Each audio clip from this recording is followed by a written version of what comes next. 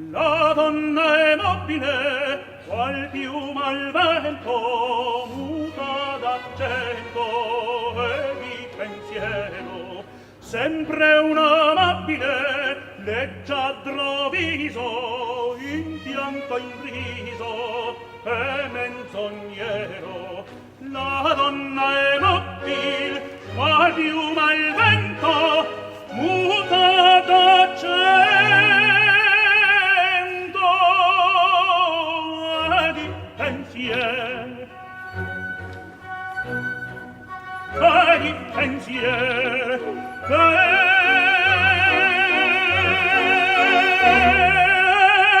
E di pensiero.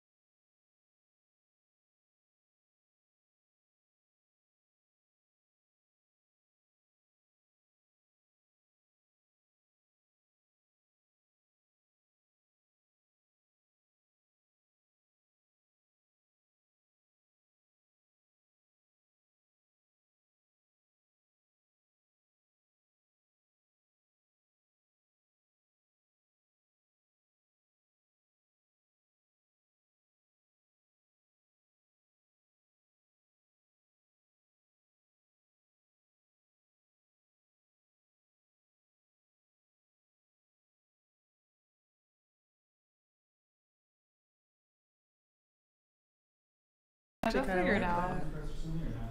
It's here. Worst case scenario, you just restart. I should just storm out now. Check, check. Hello. Check 1, 2. Chat, if you guys got audio. Hold on. Holy. Put a 1 in the chat. It's on. Okay, cool. Sorry, guys. Jesus Christ. I knew something was off. All right, welcome back. Hello. Welcome to the Whatever podcast, where professionalism is our strong suit. So I will redo the intro. Sorry about that, guys. We are coming to you live from Santa Barbara, California, every Sunday and Tuesday at 7 p.m. Pacific. I'm your host, Brian Atlas. I'm joined by my co-host, Keeko. She's a bit shy. Guys, a few quick announcements before the show begins. So this podcast is viewer supported, YouTube demonetization, all that. So we make nearly nothing from ad revenue. So please consider donating through Streamlabs. The link for that is below. Or if you don't mind YouTube taking a 30% cut, you can send a super chat. Eric, if you can pull that up. So all donations and super chats will be displayed in Stream Overlay. All super chats, $50 and up. $100 and up triggers TTS, text to speech. See all other triggers in the description. All donations and did I already read that? Jesus Christ, scuffed. Now, if you don't want YouTube taking their 30% cut, like I said, you can donate through Streamlabs. The link for that is in the description. Sorry, guys, the audio issues got me all flustered. So, Jesus Christ, what are you dropping, Aly? Holy fuck. Okay. Get rid of it. Let me get rid of it. All right. Scuffed stream as usual. All right. So as far as the difference here, if you super chat $100, YouTube takes 30. If you donate 100 through Streamlabs, they only take 3. So with the super chats, donations, and TTS, let's just keep it pleasant, guys. Guys, we also have channel memberships. To become a channel member, hit that join button below. You get a cool badge next to your name in chat. We have 6 different tiers of support. Ton of cool perks. Tier 1, just $5 a month. You know, that's when you unlock all the good stuff. Tier 3, exclusive member videos. Tier 4, you get to submit a question for a show. Tier 5, submit a video for a show. And Tier 6 If Eric knows. Oh, call into a show. Okay, he got it. My bad. Anyways, if you guys want to... bro, that audio issue fucking got me all flustered. Okay, guys, we're also live on Twitch right now. Do me a favor, guys. Pull up another tab. Go to twitch.tv/whatever. Drop us a follow and a Prime sub if you have one. If you guys can't catch the full shows, we have a Clips channel. Links in the description. Go subscribe.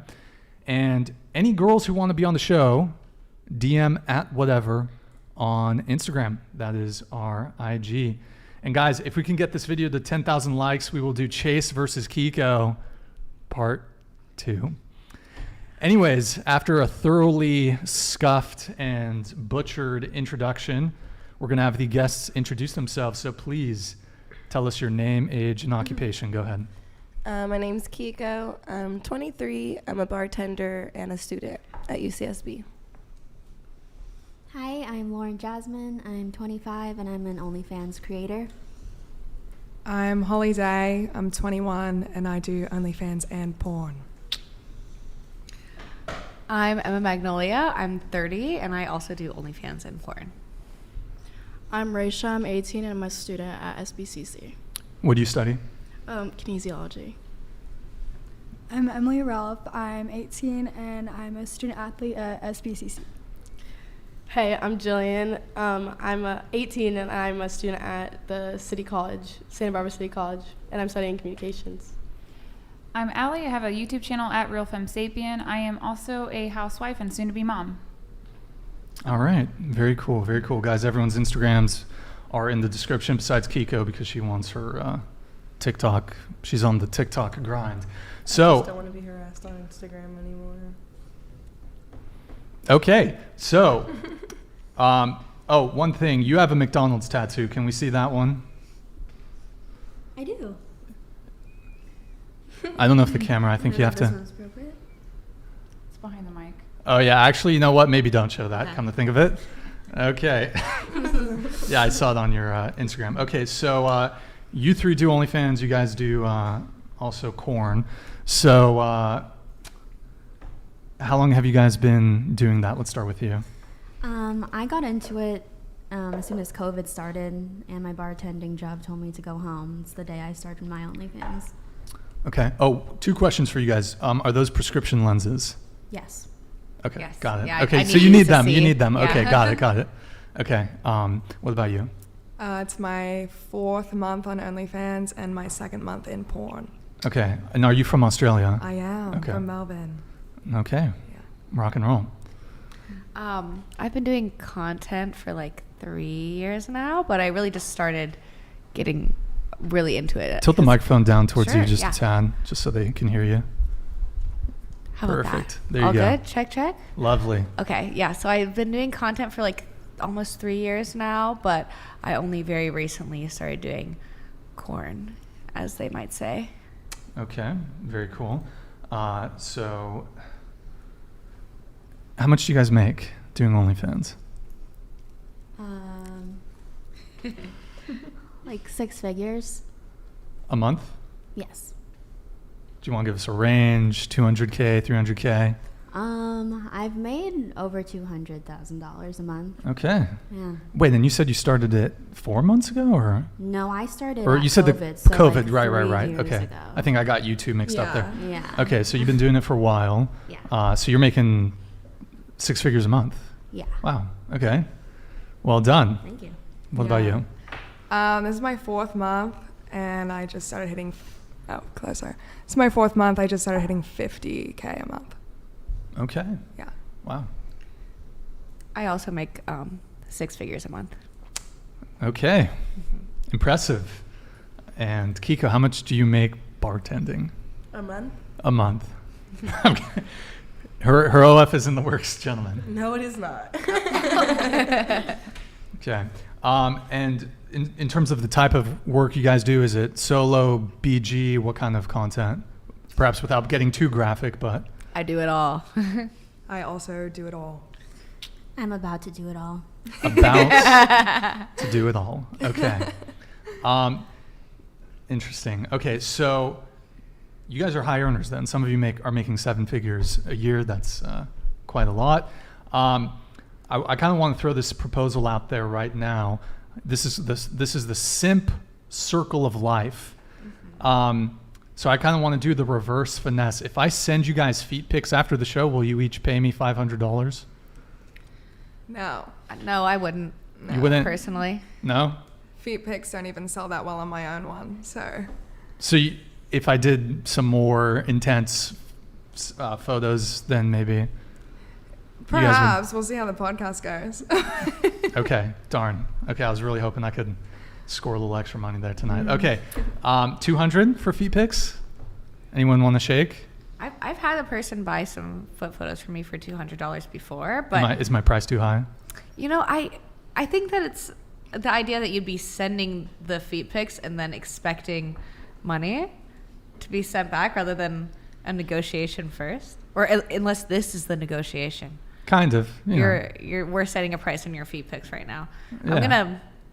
I'm just gonna throw some numbers out there. I would pay you $10. Low Yeah, ball. $5 a foot. That's Yeah. That's a low ball. I'm sorry. I'm pricier than that. It's $1 per toe. You know, this is the industry standard. All right. Okay. And while we're at it, let's just, since the people in the chat have been demanding it, can we get it's an ahe gao from each of you? Oh. Can you do it into this camera? Go ahead. Okay. That's her thing. Oh, do you guys do it too?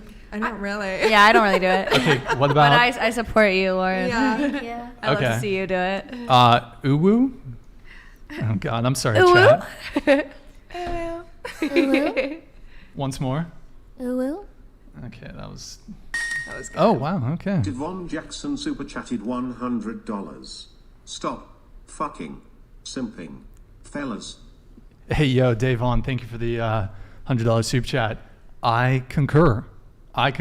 Okay, so Ara, I think that's the last one. Do any of you know that? Yeah, you go. Ara. Oh, that was good. Ara. Oh God, okay. Ara. I apologize, chat. Yeah, okay. I don't know All right, that. so we're gonna go around the table once more. Current relationship status. So single, situationship, relationship, and what is your longest relationship?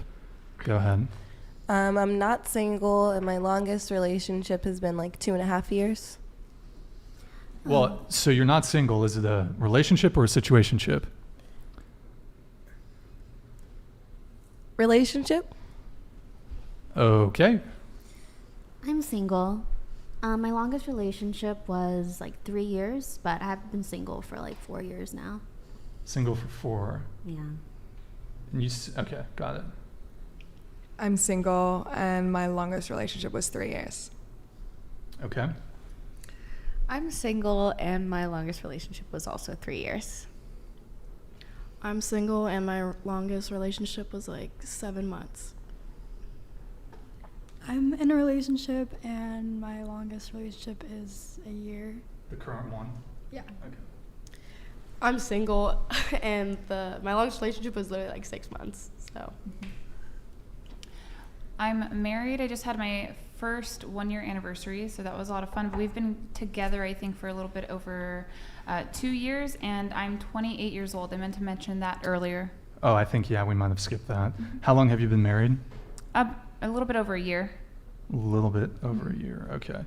1 year. And then, were you previously married? Mm-hmm. Yep. I was in a 5-year marriage in my early 20s, and I ended up getting divorced when I was about 25. Mm-hmm. And it actually taught me a lot. A lot of women, they like to blame their ex-husbands, and and you can do that if you want, but that really doesn't allow you to do work on yourself. So when that relationship ended, I kind of just wanted to see what my deficiencies were, and I went to work on that. And I would say, like, I've gotten more successful at it. There you go. Okay, got it. So a couple of you, actually quite most of you, said you were single. But in today's day and age, what does being single actually mean? What does that actually mean? So you're single, but Yeah. what does that mean to you? Like, is there a guy in your life right now? I feel like there's always kind of someone around that I have like a situationship with, but yeah, recently I've set some boundaries just to make myself feel a little bit more free. What boundaries are those? I have set, he's not usually here, so, Is he imaginary? sort of. Yeah, I thought it was going somewhere, and I don't think it is, so just like a little bit, I just needed some space to do me. So you guys are not on at the moment, or? I'm single. You're single, Yeah. but he's what? Around. He's around. Yeah. Your private parts? When he's Or- around. Okay, but I'm just trying to understand. So you're kind of No, seeing I'm him. You're single. kind of not. Okay. But it's just a situationship. Well, maybe here's a better question. So you're single. There's been this guy who's kind of been in and out, right? Yeah.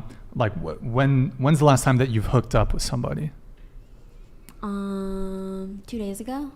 Okay, 2 days ago. Was it that guy or somebody Yeah. else? Oh, okay. Yeah, I haven't started like hooking up with more people. How? just yet. Okay, how long have you been in this thing with this guy? A 1-year situationship. Yeah. 1 year situationship. Do you want more? Does he want more, or you're happy as is? I did, but when I realized it wasn't really going anywhere, I'm like, I need to take a step back. And I think there's more things I need to do single, completely free. More things you need to do single. Yeah. Like, just like a train? What are we talking about here? Yeah. Oh, okay. All right. Well, eventually. Okay. I'm starting boy girl content, so I Okay. feel like it'd just be easier. The guy that you're seeing, sort of, kind of, quasi, sort of seeing right now, is he going to continue seeing you once you start the BG content, or are you doing it with him? No, I'm not doing it with him. Okay. And Is he okay with you? yeah. Well, I suppose you guys aren't committed, so. No. But is he okay with you? Yeah, he wants me to pursue whatever I want to do. Okay. But it is a little bit hard with having a lot of feelings for each other, so we're taking a step back. If that makes sense. Kind of. Yeah, Kind it's of. complicated. Kind of. Okay, so you're single, Yeah. but I'm kind of in a place right now because I'm pretty. You want to turn? Because I'm pretty new into the industry. I think when I have a relationship, I'm gonna want it to be pretty monogamous, just for my own, whatever. So right now I'm gonna stay single just so I don't overcomplicate anything. okay. I'm single, but I usually have an assortment of like romantic comets orbiting my planet. Oh, sorry, I was kind of far from the mic. But yeah, I usually have some assortment of like non-monogamous romantic comets orbiting my planet, if you will. Sure. Can you elaborate a bit on that? So Yeah. how many? Usually like a few happening at any time. How many currently, for example? Currently, I guess like one.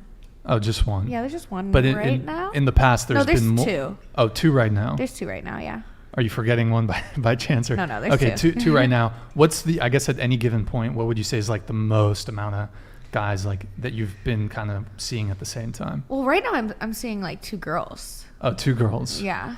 Then let's change it to just how, has there been more than 2 at some previous point in time? I think the most that I've like had going on is like, there was one point in time that I had 3 girlfriends, so like full on label and commitment. Are you lesbian? Are you bi? I'm bi. Okay, bi. I'm bi, okay, yeah. Gotcha.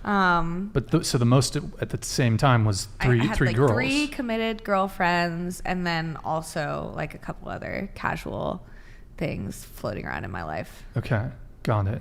What's the most amount of guys you've seen at one time?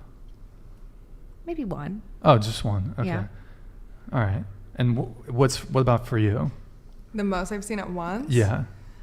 Like, as if we're talking like just like dating, I've dated around, like I could see a couple guys at a time, maybe like 2 or 3. But like if it's like a situationship sort of thing, it's usually 1. Mm-hmm. Yeah. Okay. And I'll have you guys come in with your answers too. I just want to add this little I guess, addition to the question. What about you? What's the most amount of guys that you've been seeing at, like, say in like a fortnight, 14-day, 2-week period? Oh, okay. Maybe like 3 or 4. 3 or 4? Yeah. Like hooking up with? Yeah. Okay. Kiara, did I say it right? Yeah, 1. 1? Okay. So you're single. Yeah. But what does that mean to you? Just like have like a main and then have like some side hoes. Oh shit. Okay. All I mean, right. it's college. It's my first There you year. go. So So currently you have a main and some side hoes. it's like background characters. Some kind side of. hoes. Okay. And so how long have you been seeing the main? Probably like since 6 months. 6 months. Okay. Yeah. And then do you just not want more with him? Does he not want more? Is it both of you? Yeah, it's just like both of us. It's like Okay. college. So you said you got the main and then some background hoes. How many I like how you phrase that. How many background hoes do you have? I'm just gonna say like maybe 4. Wait, what are you doing over here? I was just counting on my hand trying to figure it out 4. Oh, can you? Yeah, actually, can you rat on your friend? What is it? I don't know if I can't do that. I can't do that to her. So 4. Yeah. 5. Wait, friend. Sorry, what's your name again? I'm Jillian. Jillian. Yeah. Confirm or deny? No, yeah. Is yeah, it? She's pretty spot on. I mean, she knows better than I do. So 5 guys total right now Somewhat. that yeah. you're seeing, Yeah. and like hooking up with. Yeah. Okay. And do they all know? Mm-mm. They don't know? Like that I'm seeing other people? Yeah. Some don't know. What does the main guy know? I think he does. He's kind of dumb. Okay, so is that your type, dumb? I mean, yeah. Dumb is probably. good sometimes. You It's know, like the it's majority of them. simple. It's simple. They're all like Okay. stupid. So none of them know though. No, not really. Do any of them think that you're just there, like it's just you and Yeah. them? They think that? Yes. You're friends with her too. Confirm or deny all this? I would say it is Player. true. Okay. But I love it because like I get to live through their stories Of whatever happens in the college days. because you have a boyfriend, I correct? do, yeah. You said, are you a freshman? And Yes. okay. So this is like an old high school relationship that's extended Yes. into college. Okay. So you said right now there's one main guy, 4 side guys. Has there been more side guys at any point? There's like couple like one-time things, but I just like it's not like set. He's not like always there. So like, 7? Has it been up to 7? You think, or No. are there? So okay, you have one main guy, and then 4 side dudes. How often are you seeing the side dudes? Like once or twice a month, maybe? Yeah, probably. And then are there any guys that come in, but it's just like a one-time thing too? Yeah. Okay. Like I'll stop halfway. Wait. Yeah. Halfway? What do you mean? I was like hooking up this guy, and then my friend knocked on the door, and halfway I was just not feeling it, so I was like, oh, that's my boyfriend at the door. And he jumped out my bedroom window. Broke the blinds. Broke the blinds and the screen and everything. Wait, and it wasn't. Haram! It wasn't a Can you boyfriend? lower that No. a little bit? It was just seems one a of my bit- guy friends. Do you feel worried that any of these guys who don't know that you're seeing other people are Yeah, going to see into the this? mic, into the mic. Are you worried that any of these guys that you're seeing who don't know that you're seeing other people are going to see you on this podcast with a very wide viewership? I'm pretty sure some of them are watching. Hey, I don't really she's care. a legend. She's a legend. She's well, I certainly appreciate your forthcomingness and honesty. So how often would you say you have like a new guy coming into rotation, or a new guy just coming in like it's just one-time hookup, frat part? Do you go out to party in IV, Yeah. Vista? So how often is there a new guy coming into the rotation? I don't know, like every month, every 2 months. Okay. It like depends. I don't know. Into the rotation, and then how often would you say there's like just a one-time new hookup every weekend? Like, do you party? Yeah, probably. Do you party every weekend? Yeah. How often do you go out? Thursday, Friday, Saturday? Yeah. Any Sundays in there? Sunday usually. Throw in a Wednesday occasionally? Wednesday, no, I'm like asleep in bed. Okay, so Thursday, Friday, Saturday, Sunday. Yeah. And you party every... like occasionally every week. Okay, yeah. every week. And would you...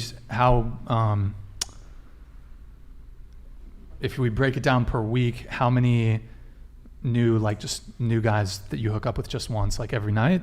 Because you're an attractive girl, so I assume you can do it. I don't know, just like whenever I feel like it. If you had to average it out, would you say it's like 2 new guys a week? Like one. One new guy a week? Yeah. Okay, got it. It's a little much, 2 for 2. Sometimes 1, sometimes 2. Sometimes 2. Okay. If I'm really drunk. Yeah. If you're really drunk.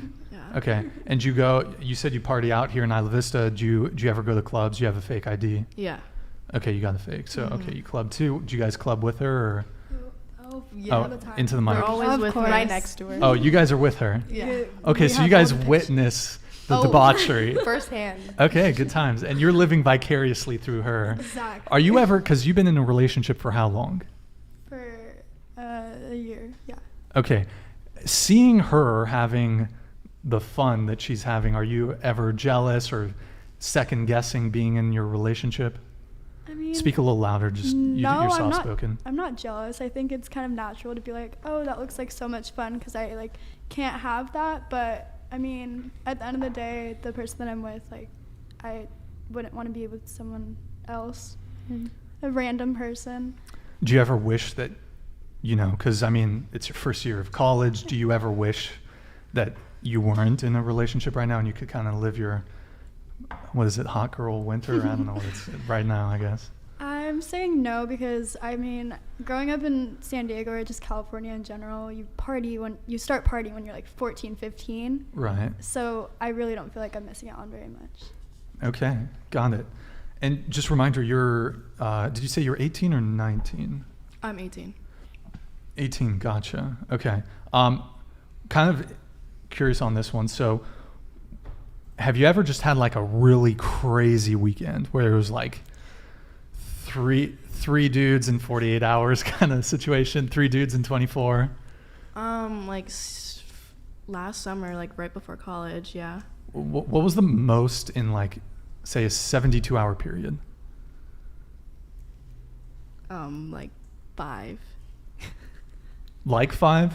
No, So like exactly 5. Yeah. How much in a 48-hour period? Also 5? No, probably like 3. Okay, 72. How much in a week? Like now, like 1 or 2. No. Just like the most that in a 7-day period.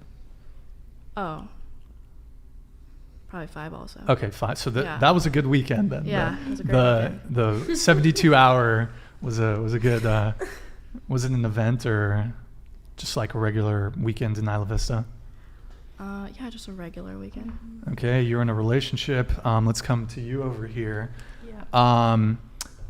You're single. Yeah. You're friends with her. Are you guys kind of No, having I'm not as crazy as she is. a little closer to the mic? I'm not as crazy as she is, not as interesting.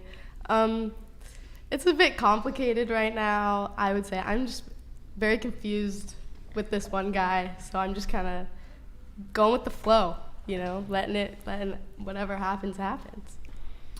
And you're just seeing him, or kind of a couple things here and there, or? I don't really know. Well, okay, because like every weekend at the end of the night, we always end up with each other, like always. But like he tells me like he doesn't want a relationship, but then also saying like I hate seeing you with other guys, and like he tells me how much he likes me and all this shit, and then goes and I see him like dancing with another girl or like flirting with another girl, and it's just like I'm just insanely confused. So then I go and flirt with another guy or whatever, do my thing, and then all his friends are like, stop flirting with other guys. I'm like, what do you want me to do? So How long have you been seeing this guy? Or well, we first started like hooking up in December, Yeah, December. Okay, and so then it's been like pretty, I guess, consistent. 2 to since 3 then. months. Yeah. Okay. And do you want something more with him? I've thought about it. It'd be she like knows him from like high school, but Who? Both of you, or? She I do. Oh, into the mic. I grew up with this man, but as much as I love him, I think that she needs to change her mind a little bit. You don't like him. You don't approve. I like him, just not Oh. for her. Why is that? Because I think he has the mindset that he needs to go out and go crazy, and which is fine in college, except I feel like she's kind of in the back of her mind not thinking the same thing. yeah, I mean, I keep reminding myself like, oh, it's just college, like fuck around, why not? It's fun and stuff. But then I get attached very easily, and like feelings get brought up very quickly for me and like easily. So I don't know, something like happened like a month or 2 ago, and he like said he wanted to be like exclusive or whatever, and then like literally 2 weeks later, we were at the same party and I saw him making out with another girl, and so that was just really fucking confusing. And then we like didn't talk for like 2 weeks, and then it just started again because my self-control is not very great. Wait, so you said that he asked you for commitment, correct? Or he brought up the commitment? He brought it up. It was his, and what like, did you say? Did you say yes? Well, yeah, I said yeah, Okay. because I do like him. Like, there are feelings there, I think, but which he says every weekend he tells me how much he likes me, and then Is he sleeping with other women no, he's not actually having like sex with anybody else. besides you? Yeah. Okay, but he's like making out with chicks at I guess college so. parties. I guess so. I don't know any other girls he's made out with, but like Besides that's- that one that you said you Yeah. saw him do it? Yeah. Yikes. Yeah. Okay. No, I was fully at Good that times. party. So that was awesome. That was a great day. For Good me. times, yeah. Yeah. Always fun. Yeah. Okay. So, and have you been seeing any other guys while you've been talking to him? I haven't like gotten with anybody else. I've like made out with a couple people like like at parties or something like that. But no, I'm not like seeing anybody else. Okay. Or anything. And Aly, we know that you're currently married. You know, you're, and you're 7 months pregnant, right? Yep. 7 months pregnant. Okay. By the way, guys, I do want to announce it here on the Whatever podcast. Me and Aly. Oh shit, Flan Life with the 50 gifted memberships. Wait, what was that? Does that trigger the air horn? Hold on, let me look. Sorry, Flan, I forgot my own triggers there. I think that does trigger a fit check though, so we'll do that here momentarily. Thank you so much, Andrew. Really appreciate your continued patronage of the show. By the way, guys, see all the TTS triggers and read and answer triggers in the description below. If you donate through Streamlabs, YouTube doesn't take their cut, so if you read in the description, that'll be it. Anyways, I was saying, you know, Aly, she's close. Oh wait, you had an incident today. Oh yeah, I had to go to the ER to see if I was in labor because it's the responsible thing to do. I hate doctors, but no, I wasn't in labor, so that was cool. She almost went into labor on our previous show. Perhaps it happens tonight. That'd be a pretty viral moment. But aside from that, me and Aly, we've actually come to a deal, an agreement. Mm-hmm. We are going to actually she's coming back on the show around like they give you a date, right? When you're expected to, they give you a date? Yeah, but babies come when they come, and the first one comes later, usually. Okay. Well, in any case, we've secured the exclusive streaming rights to, I'm kidding, to the birth, so I'm kidding. Flan Life, yes, let's do the fit check. If everyone can do a little stand up, we'll do a little fit check, guys. We do one at a time or all at once? All of us at the same time. And Flan Life, I'm going to stand up too, so we go a little fit. I think the guys want to see the girls first on this side.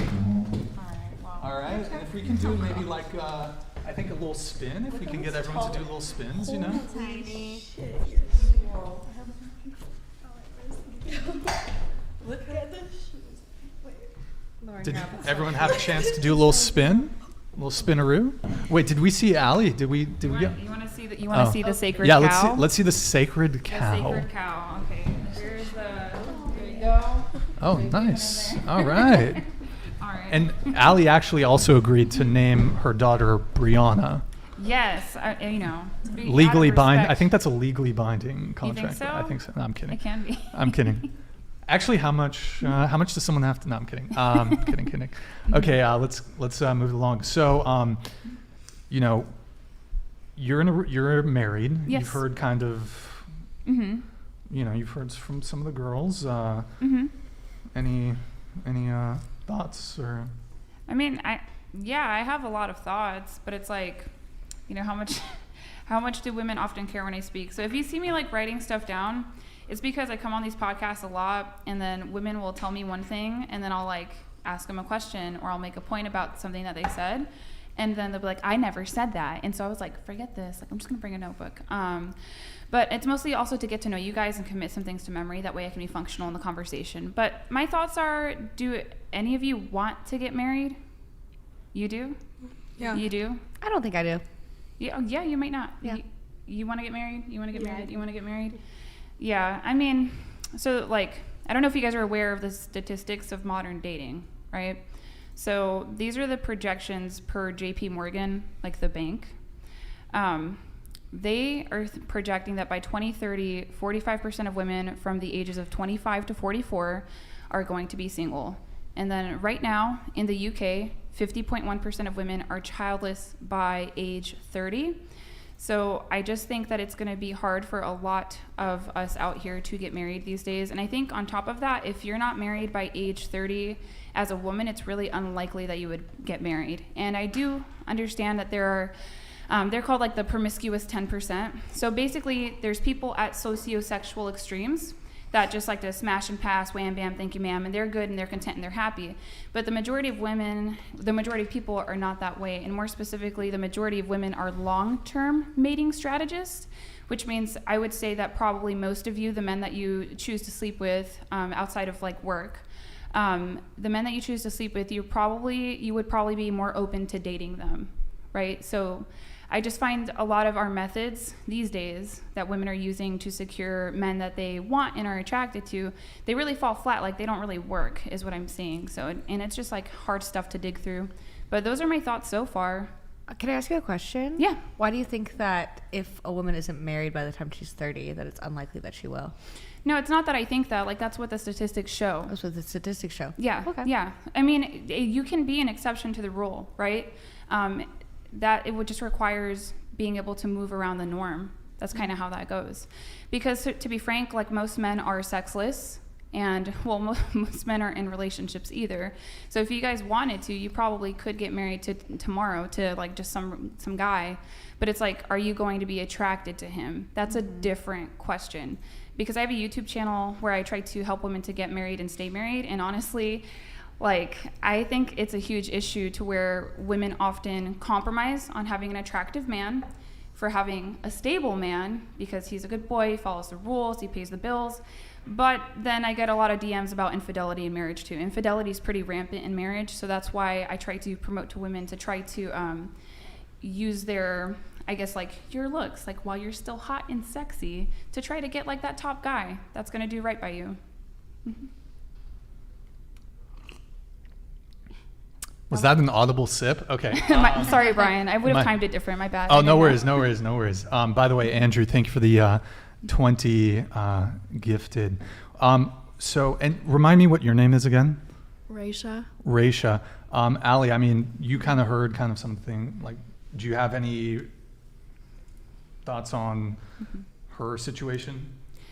I mean, it's hard to tell, right? Because it's like, you want to get married, but then there's problems with that, right? Like with habits. So are you guys like familiar with pair bonding at all? You guys, you are? Are you? No?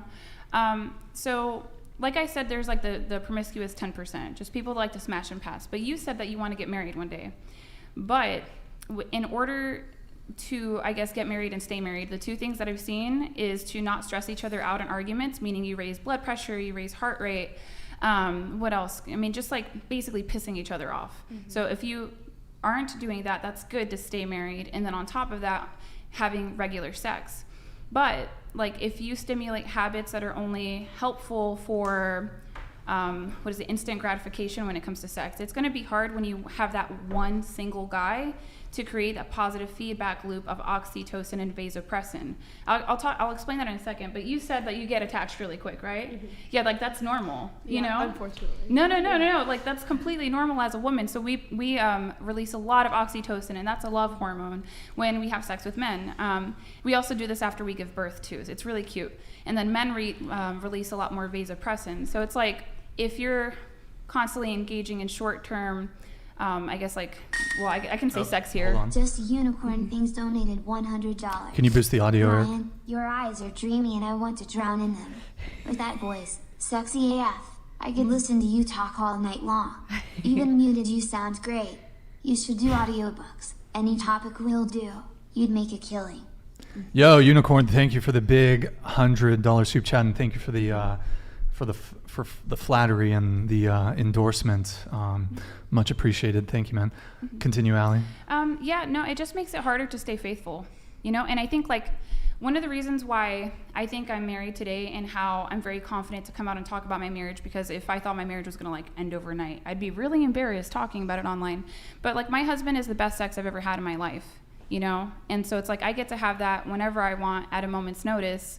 But if I had kind of been around the block more, then I might have already had the best sex of my life. And that's like a heavy thing for a woman to carry psychologically if you're in a relationship with a man and you're like, well, that guy hit it better. You know what I mean? So it's like, but the more men that you sleep with, the more likely that is to occur. Whereas like if you just kind of take the more monogamous route of kind of like what you're doing right now in college, then you have more of an opportunity to be sexually impressed by a man. You know what I mean? So it's just like getting into more positive habits that support monogamy. Because like the college life ends one day. You know, it's weird. Like you're in college, you think this is like your world, and then you forget that there's a whole other, you know, globe, country, planet out there. So to prepare ourselves for that once we graduate too.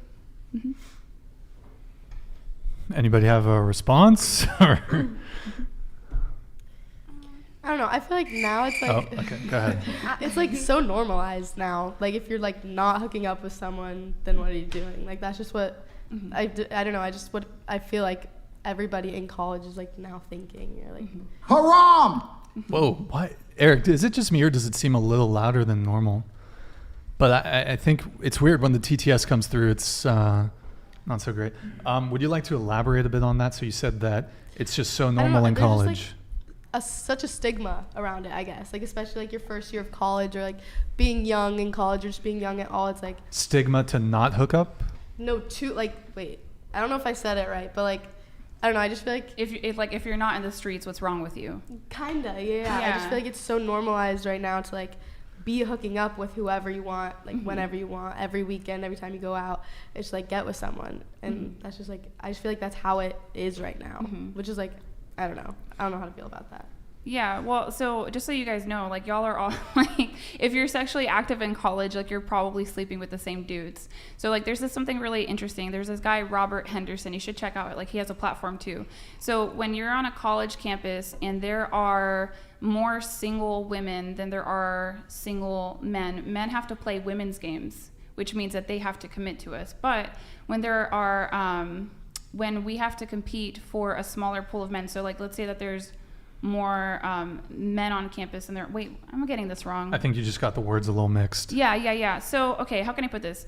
If there's more women on campus. If there's more women on campus, we have to compete for a small pool of men, right? So we have to play their game, which is sexuality. But if there's more men... well, and also in college, more women are going to college too. So yeah. It's typically mm-hmm. a sexuality game. Mm-hmm. Okay, so if there's less men, women have to compete for the men, and then if there's more... I don't see you getting stumped very often. No, I'm trying to think about it. So I guess if there's more men, then they have to compete for a smaller pool of women, and then they have to commit to us more. Does that make sense? Frankie K. Hold on just a sec. $100. Yo, thank you, Frankie. Jill, society lied to you. You gotta realize that this dude you like is using you for your poonanny, and you gotta learn how to be more picky with the dudes you date and stuff. Like. Yo, Frankie, thank you, man. Appreciate it. Yeah, do you have a response really quick to Frankie? Jill? No, I think that was it. Oh, saved by Davon. Oh shit. it got blocked out. Maybe it came in too quick. Eric, can you just pull up Davon's and I'll just read it? Yeah, you can. Wait, is it not? The frick? Is it not coming up? Try to pull up. Have you been able to pull up the other ones? Try to pull something else up. What the frick?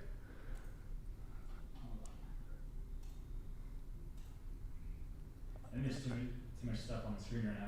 Oh wait, you know what it might be? Hold on. That's strange. Hold up. Let me see if I can fix this. Well, you guys continue Okay. while I. Yeah, is what I'm saying making sense? How like if there are more men then they have to compete for the smaller pool of women, right? Whereas like if it's the inverse, then we have to compete for a small pool of men. Like that's what's going on because women outnumber men 2-1 on college campuses right now. So like legit, like y'all are like smashing the same dudes, which is why you're like, oh, like he said he wanted commitment, but then I caught him making out with someone. They have like too much access, and testosterone is nuts. We have 1/17th to 1/75th the amount of testosterone as men, and testosterone's the chemical the hormone that's responsible for like I want to have sex and I want to have it now. So it's just like it's tough to get a boyfriend in college to commit to you. And the guys that do have girlfriends in college, like I'm not gonna lie, they're usually hotter than their girlfriends, from what I could tell. The guys that have girlfriends in college, you think are hotter than their girlfriends? Yeah.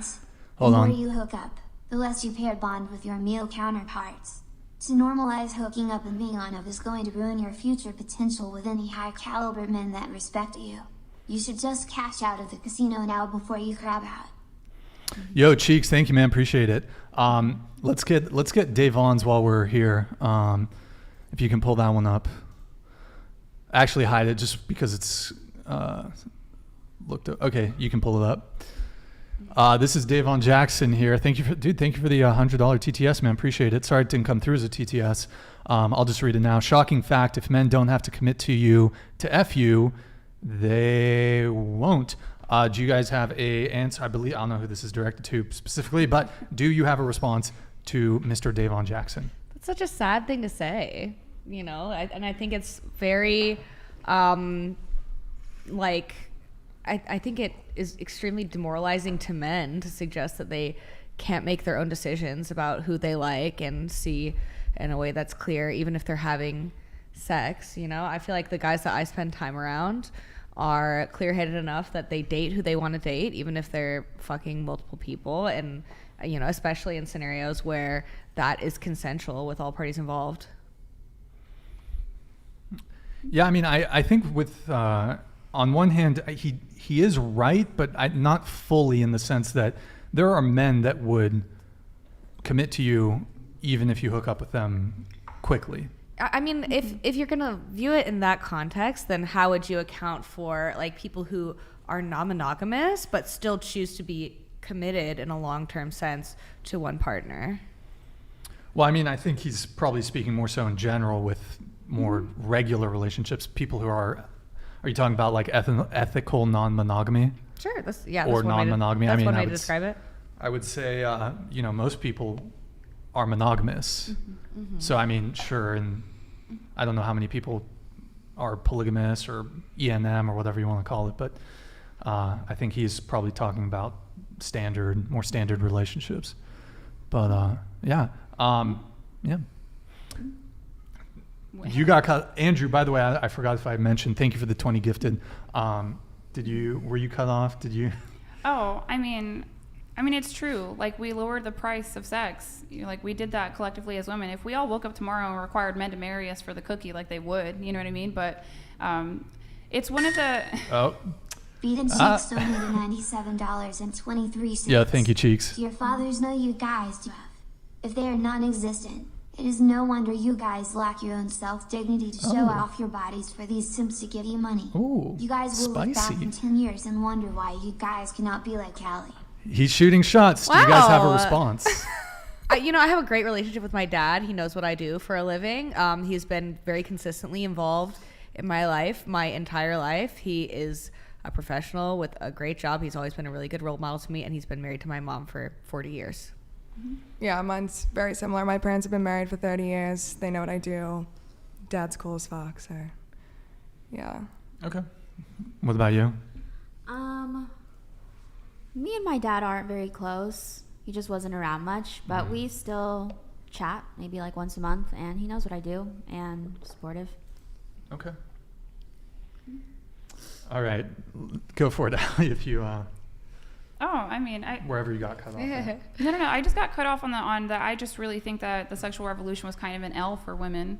We're still kind of reeling from it. Hormonal birth control came out in the 1950s, so I think it's just had a lot of unintended consequences that we don't think about, right? So it's like, you want it to be like it's a privilege for a man to sleep with you, versus just having it kind of be something that you're experimenting with in order to get a boyfriend, to hopefully turn into a husband, to turn into a father. There's more effective ways to date, but like, I'm not gonna lie, it comes down to genuine desire. Like, if he's feeling you, he's feeling you. So if he's feeling you and you sleep with him, he's gonna stick around. If he's not feeling you, then he won't, right? And then if he's feeling you and you decide to wait to sleep with him, he's gonna stick around. But I don't think women are able to tell when a man really desires them and wants them. We kind of might assume it or contort it in our minds, and I think that really complicates things, because men are pretty straightforward, except for I don't know what homeboy's doing over there, but I would lie too if I was in college and getting all the cookies. So when you're like saying stuff like thinking that the sexual revolution is an L for women, and this is not me like making a judgment on whether it was or not, like, what are you thinking of as like desired endpoints? It like what would need to happen for you to say, okay, this cultural movement was a win for women? I don't think that it was a win for women. I don't think it was a win for men either. Oh no, that's not what I'm asking. Like, what it would take? I'm saying, what is something, like, what is a desired outcome for you? Like, that's determining how you're judging this. I get you. So I guess like what would be optimal when it comes to the sexual revolution and it being a dub was really, it would have to be that married couples are not forced to have multiple children because of the lack of access to birth control. But that's not really what's going on right now. Like, that would be different. Yeah, because it like, Wait, I don't understand. I don't get okay, how that correlates to anything. No, I can explain it, right? So it's like before hormonal birth control, right? Like, women who wanted to have sex with their husbands, they tended to get pregnant a lot, and that was really challenging for people to sustain. Right. So in order for the sexual revolution to be a dub, it would be optimal, in my opinion, that married couples have more autonomy over the amount of children that they produce.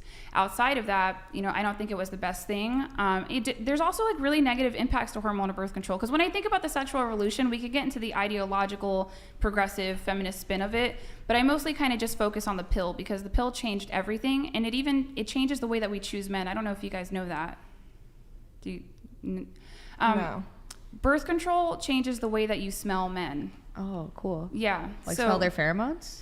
That's one aspect of it. It's a major histocompatibility complex. Okay. Which means... Isn't it that they, if women are in birth control, they prefer more feminine men? That's what I've heard. That's one way to look at it. Because the thing is, you'll choose somebody that's more genetically similar to you or more biologically similar to you. So it can be a more feminine man. Like, if I wasn't pregnant, I would be trying, if I wasn't pregnant and I wasn't on hormonal birth control, I would be trying to bang like the most probably genetically attractive man out there, right?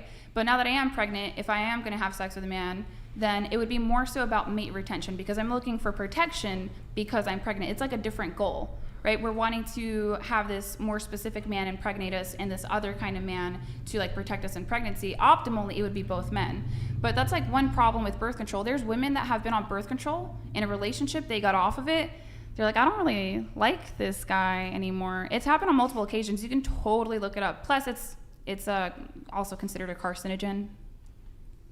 So that would be the dub, is that married couples got more autonomy over having children, and women at the sociosexual extremes just had more autonomy over having children as well. I definitely agree with you that, reproductive agency is important. I think that more what I'm asking is like, what is your desired cultural outcome like of, your opinions on dating? Is it women not being ran through? I mean, ideally that would be nice, because if the majority of women are getting ran through and the majority of women are long-term mating strategists, then they're unsuccessful with dating. I don't want that. I don't want women to be used. And the fact that like we are being used, it's by a small pool of men in the first place. We don't even notice most guys out there. I mean, I could talk about that as well, but like I said, most dudes are sexless. And it's like to the point, because everyone thinks about, you guys know about incels? Yeah. Yeah, everybody thinks about incels, and there's this assumption that they all want a girlfriend or they all want to have sex. Like, no, like some of them are just literally just walking away from the game completely. They don't even want a relationship. They don't even want to sleep with women. So I think, you know, I just want people to have reciprocity in relationships in the long term, because things change when you age as a woman too. Yeah. The word incel means that they're involuntarily celibate. So that's what the word actually means. It means that they don't want to be celibate. So they're not walking away. So the structurally the word means they're in that they do want to be having sex. Right. Yeah. Well, we're arguing semantics about sexless men. I could call them sexless men instead. So I would say like the majority of sexless men are not even interested in dating or women right now. I don't know if that's the case. I would say if the case Dang, Nick donated Sorry, hold on. $90. I'll get you after Yo, this. This is for me missing last show bride. Modern Thank you, women man. have it backwards. The most meaningful sex for women to have is with a man you love, not a man that you just met a few days or weeks ago. That's how you get big body counts. It's meaningless sex. Hey, Bryce, thank you for the $90 TTS there. Much appreciated. Does anyone have a reaction to Bryce's TTS? I have a very big body count and I'm very happy and I'm in What's stable romantic arrangements. What's the body count?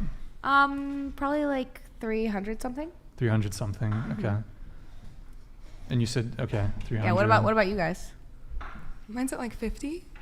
50. Okay. Yeah. I'm also at 50. 50. Keeko, body count? Men and women, or? Let's separate them. What are the two? Men, I'm pretty sure I'm at 5. Or sorry, men at 7, women at 5. Stop the cap. It's not what you said last time. You know what's crazy? And it actually is what I said last time. Oh, you lied last time. And I lied in not favor for me. So I said a number because I was like, I'm pretty sure it's around. Just scoot into the table. Wait, what did you say last time? 12. Oh, Jesus, Keeko. 12. What did I do? Hold on. That's a total of 5 and 7 though, right? Yes. And That's then 5 and 7 combined. Yes, but I've slept with one more person or two. I've slept with 2 more people since then. I said 12 because I was pretty sure it was around 12, like the last time I counted, but it was actually at 10. So I literally, I guess, made myself sound a little worse than it was. Yeah. Stop the cap. All right, so 12 you said? 12. Yes. Okay. Total. Okay, so 12, 50, 50, 300. 20. 20. We're going to say Yeah. 6. Okay. 8. All right. Okay. Hell no, Brian. Okay. All right. Okay. How did we get to the body count thing? You said that you were. I asked. Oh, you asked. Okay. Oh, the viewer yeah. The commented. TTS. So you wanted to come in before that TTS came through. Yeah, I don't know. I just think it's interesting that this is all coming from a standpoint that most men are not having sex, right? Yep. And these are typically the men that are demonizing the women that are having sex. Do you think if the role was reversed, if men could have sex with anybody that they wanted, that it would be as much of an issue as it is when they see women obviously having sex with whoever they feel like? I think that there is a level of resentment that some men do have when they don't have access to women, to where they're upset that we have so much access to men. Like if I wanted to have a new guy every night, I could. But like sexlessness is also impacting women. It's just a little bit different. So sexlessness right now, my generation, millennials and Gen Z, we're considered the most sexless generation at this point in time, right? But they correlate it to the emergence of smartphones. So it's happening to both of us. It's just happening to men more. Whereas men can't get sex. I think women can't get relationships from the guys that they like. It's my opinion, so this is not a fact. It's my opinion that if women are like, I can't get that guy, then like I'm just not going to sleep with anybody because they'd rather have him than not. Does that make sense? So I think that's where female sexlessness comes in, is that we are the choosier sex too. Like, you ever heard the joke from men that nobody's ugly after 2 a.m.? Yeah. Yeah, they mean that. Yeah. Yeah. Mm-hmm. Okay, so we just talked about body count. Let's touch on body count a little quick, real quick. So should body count matter? Just yes or no? And let's start with Keeko. Should body count matter? Yes.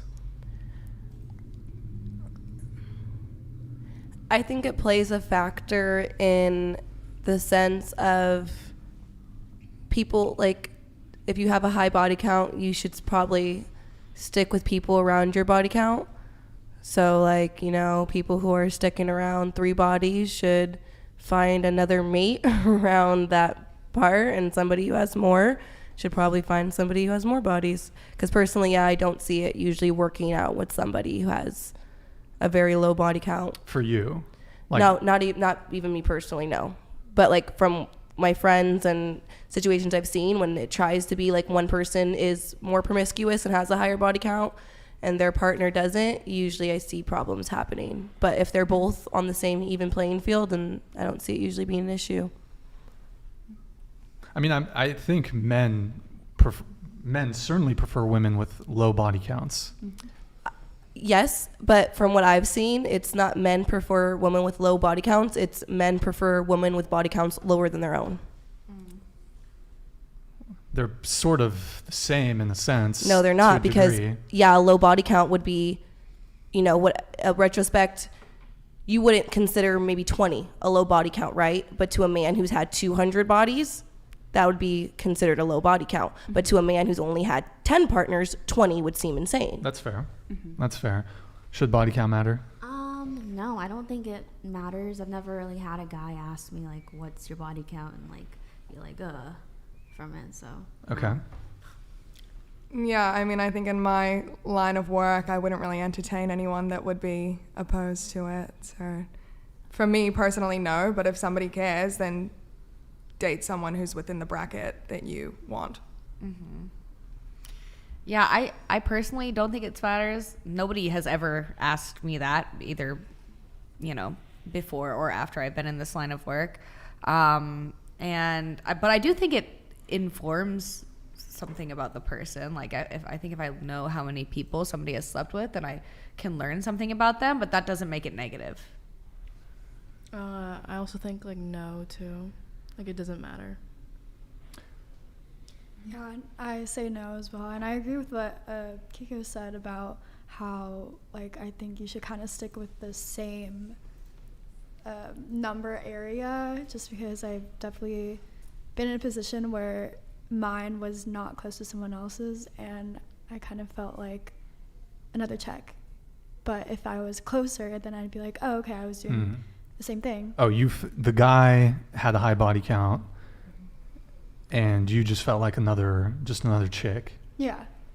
Okay, so you think body count does matter then, insofar that it should be, you should try to match up with someone that's close to you. Yeah, I think you guys should just, like, have to relate. But if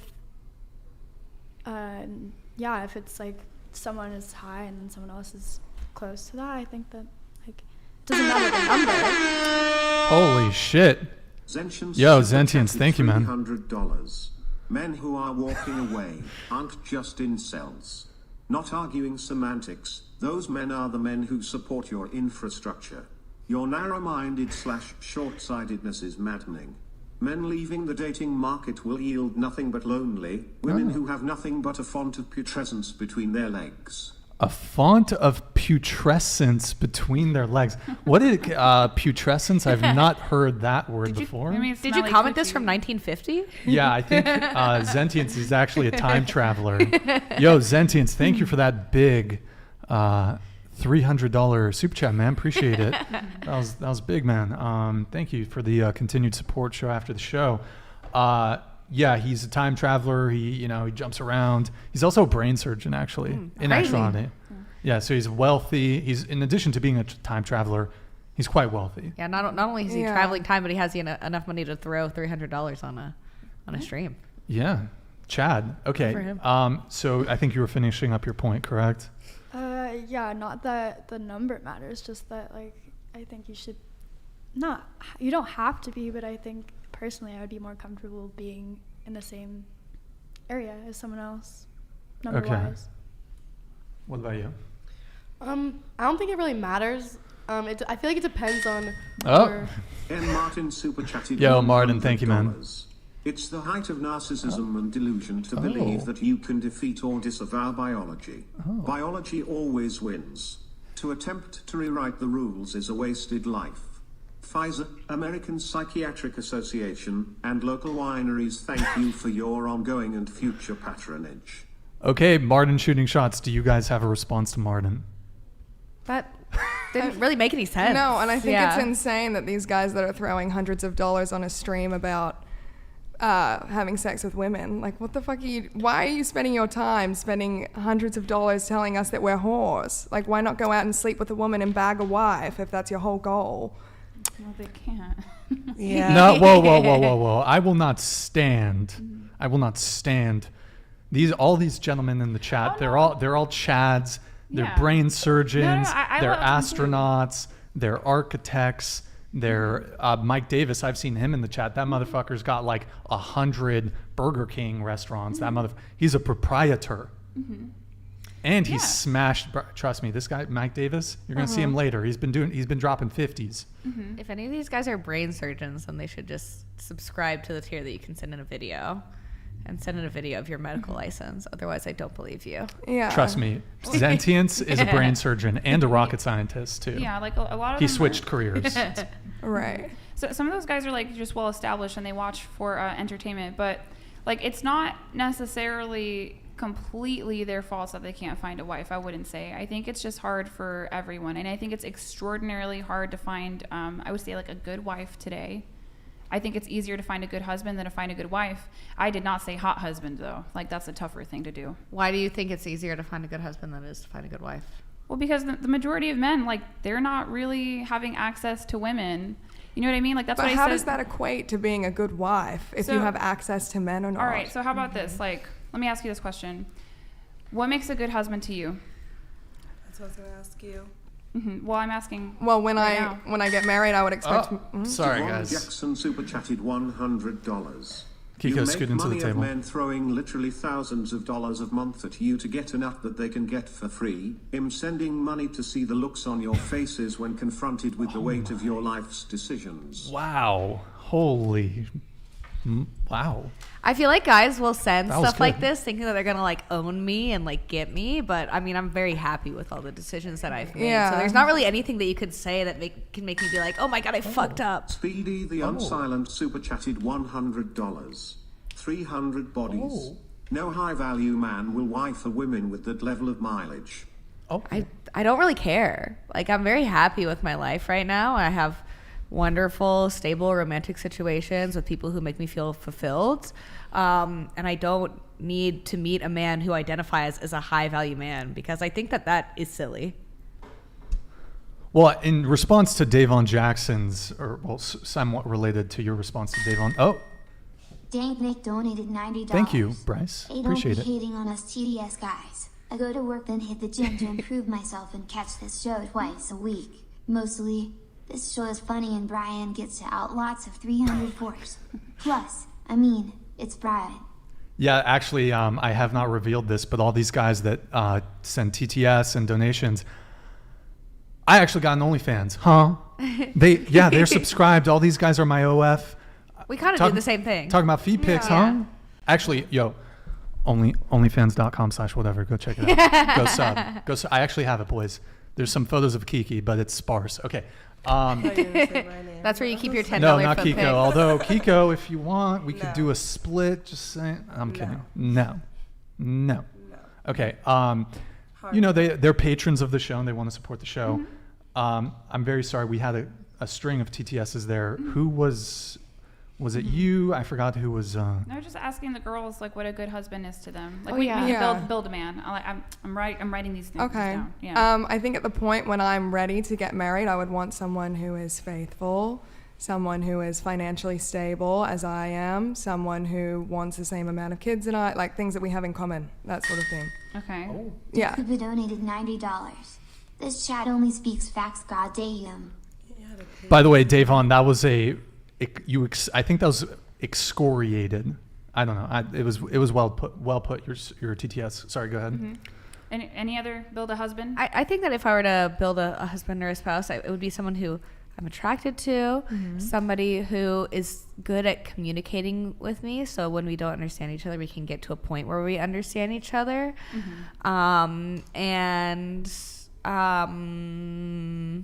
Let me think, what else? communication is the biggest one for me, but funny and brings like a calming presence to my life. I think those are the most important things. Yeah. Okay. Kind and then calm. Okay. And then, so we have a good husband. That's a great husband. Yeah. And no, I mean, that would be like ideal if you could get it.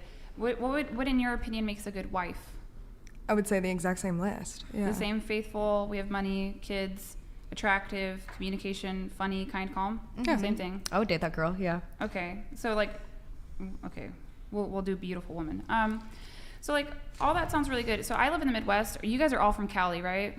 I'm from the Midwest. I'm from Australia. Where? Oh, Australia. Okay. Yeah. So. Tylon 25 super chatted $100. Yo, Tylon, thank you, man. We have access to women. However, not many women are marriage worthy in the West. That's true. So like when it comes to like having a good husband, so you're in the Midwest. Do you mind saying like where from? I'm originally from Missouri, but then I lived in Arkansas for a decade. Okay, how long did you live there? Like when did you Missouri? leave? Yeah, how old were you when you left? I grew up. I went to high school there. Okay, so I left.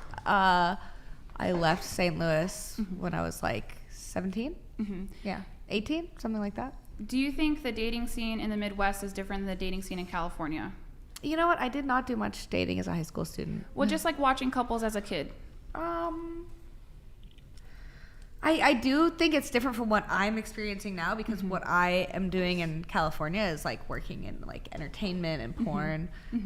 And you know, when I was growing up, it was like people who I would see coupled up would be like, you know, parents who lived in my very suburban neighborhood, and they just live a fundamentally different life than what I live. Did you live in like a city in Australia, or is it more like the countryside? I grew up in a town outside of the city, yeah. Okay. Do you think that dating in LA is different than over there?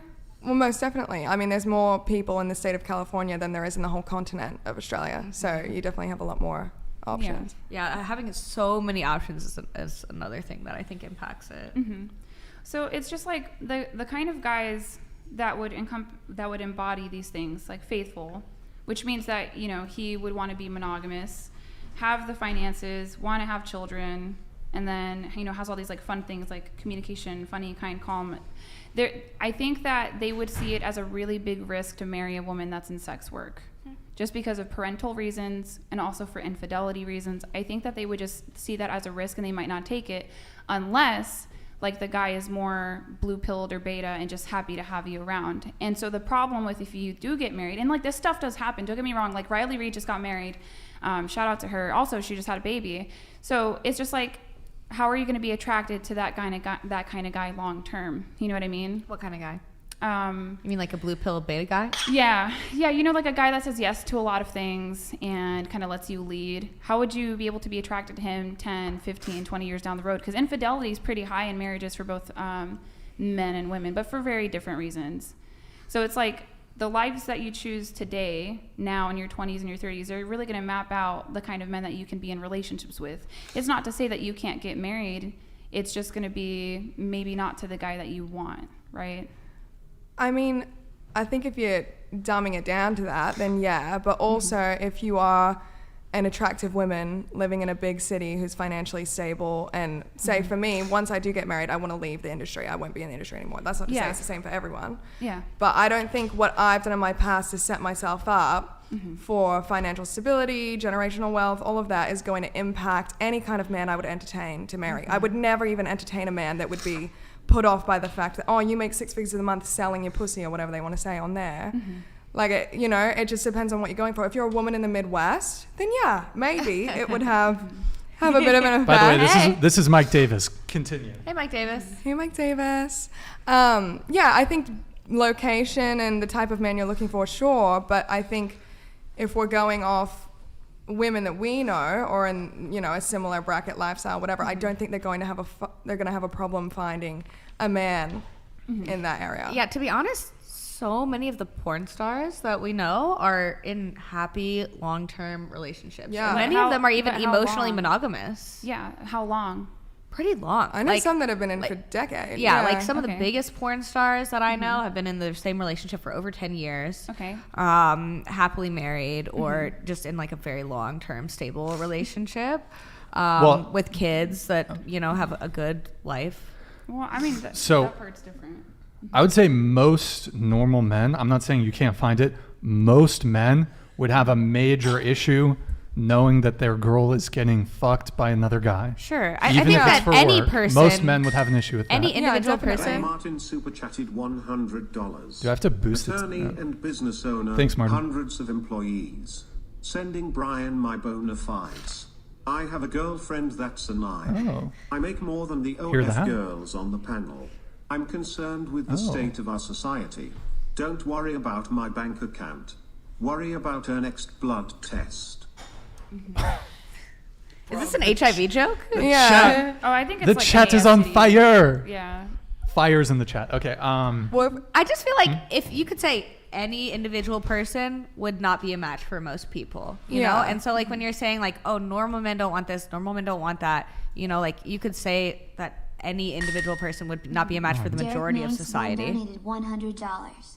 Glad you are happy. I have been married for 21 years. I have kids that I'm trying to research and understand what they are dealing with. I work with a lot of young, successful men dealing with this epidemic as well. Nobody will wife you when the looks go. Speaking of the gentleman in the chat, Derek ManX, he's an oil man. He's an oil man. He does the much needed work that keeps society functioning. He works on an oil derrick.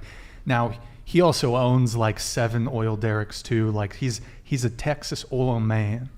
Texas oil man. And I don't know if any of you have seen the critically acclaimed film There Will Be Blood, starring Daniel Day-Lewis. But he was sort of the inspiration. Travis was the inspiration for that The film. guy who just commented? Yeah. Yeah, kind of. You know, like... I drink your milkshake. I drink it up. Yeah, that guy. Okay, hold on. I'm sorry, guys. I'll be here all night. Okay. Sorry, continue. Is this supposed to be a merit for this man? A what? Is this supposed to be like a positive thing about this man? That he's an oil man? Yeah. Are you anti-oil, huh? You drive a Tesla? I'm not pro-oil. Oh. I love the planet. You love the planet? I want it to survive. Ooh, question. Okay, so That's different. are we all environmentalists here? I hope so. Do we care about global warming and the planet? Do we? I do. Question. Do you guys take coral? Look at all these water bottles I have, by the way. Are you guys like, fuck you, Brian, for having all these water bottles? You can be honest. No, but I think that if you own the business that made all the water bottles, I might feel a little bit differently. That's fair because, it's corporations that are typically leading all the environmental issues. Although, kind of just quick tangent here, and we will get back to the point we were talking about. I was on a date with a girl, and it was otherwise going pleasantly. I brought a bottle of water. It used to be called Poland Springs, but now I don't know why they changed the name. Maybe, I don't know, they're changing the names on all kinds of things. In any case, at the end of the date, it wasn't a connection, but we otherwise had a pleasant conversation. And the girl at the end of the date, in a very condescending way, says, "Listen, Brian, I don't think that you should drink from plastic water bottles anymore because it's bad for the environment." And I was like, Huh? You know, if she hadn't said it in a condescending way, it would be valid. Because, even if I drink from plastic water bottles, so I'm not saying that I'm excused from this criticism. Sure. But it is sound advice. Mm-hmm. Here's the thing, though. Hold on. I haven't eaten much today, guys, so if my hands are shaking, my blood sugar's all fucked up. So here's the thing, though. It was condescending. Sure. Not helpful. Honestly, I think it would have been condescending in either way because it's a first date. It's really not the appropriate venue for you to be making critiques on my living, like how I'm moving through the world. In any case, I got into an argument with her on what was an otherwise pleasant date, and I started telling her, I started doing like a tit for tat comparison of our carbon footprint And I started asking her questions like, what kind of car do you drive? Because I drive a hybrid, you know. Hybrid, you know. Okay. Soy boy Brian over here. And, you know, I started asking, how often do you vacation? You know, flights, that's polluting. Yeah. But the big one I asked that really set her off is, just really quick, show of hands before I say this. Who here is like cares about the environment and thinks at the personal individual level we need to do more for the sake of the environment? Show of hands. Show of hands. That's a complicated yes. No? Okay, you want to see the rainforest burn or the coral, excuse me, is it the Great Barrier Reef? The Great Barrier Reef. In Australia. Yeah. That's already fucked up, but it is a little bit, yeah. Yeah, congrats Australia. So I want to make a proposal. Would all of you, for environmental reasons, consider never buying any makeup ever again and never wearing makeup again for the environment? I wouldn't. You would? I would not do that. Oh. Yeah, I wouldn't do that. Oh. Keeko? Motherfucker, you're checked out. Come on. We ain't checked out. You haven't asked me anything. Okay. What? No. I mean, no. Unless it was like... For the environment, Keeko, stop wearing makeup. Do it for the fucking albatross. If they were like, okay, the whole world would be saved if I stopped wearing makeup. You and every other woman. Then yeah, but I don't know. What if women collectively said, you know what, no more makeup? Yeah. That would be great for the environment. I mean, I wouldn't really give a fuck. That would save me an extra hour. There's every like day. These poor kids in like Mica. I don't know if any of you have heard about Mica. They put it in a variety of cosmetic products, chiefly makeup. Bro, there's like little poor kids in Sudan and shit. India. Yeah. Scavenging the mica. My answer is yes. I feel like at the You end mean of the day, mica? like, Are you trying to say mica powder? Mica. Yeah. God I don't damn, know. Brian. I had no idea what you were talking about. What about you? Would you stop wearing makeup for the environment? I guess if everyone else is doing it. Okay, so kind of like jump off a bridge, you too. I mean, if every woman decided not to. That would equal the playing field in a way, but go ahead. No. I mean, I guess from my standpoint, I don't really think that an individual, and this might be controversial, but an individual effect is going to have that big of a deal. It's run by the corporations, not the people that buy it. There's truth to that. There's truth to that. So would you stop wearing makeup for the environment?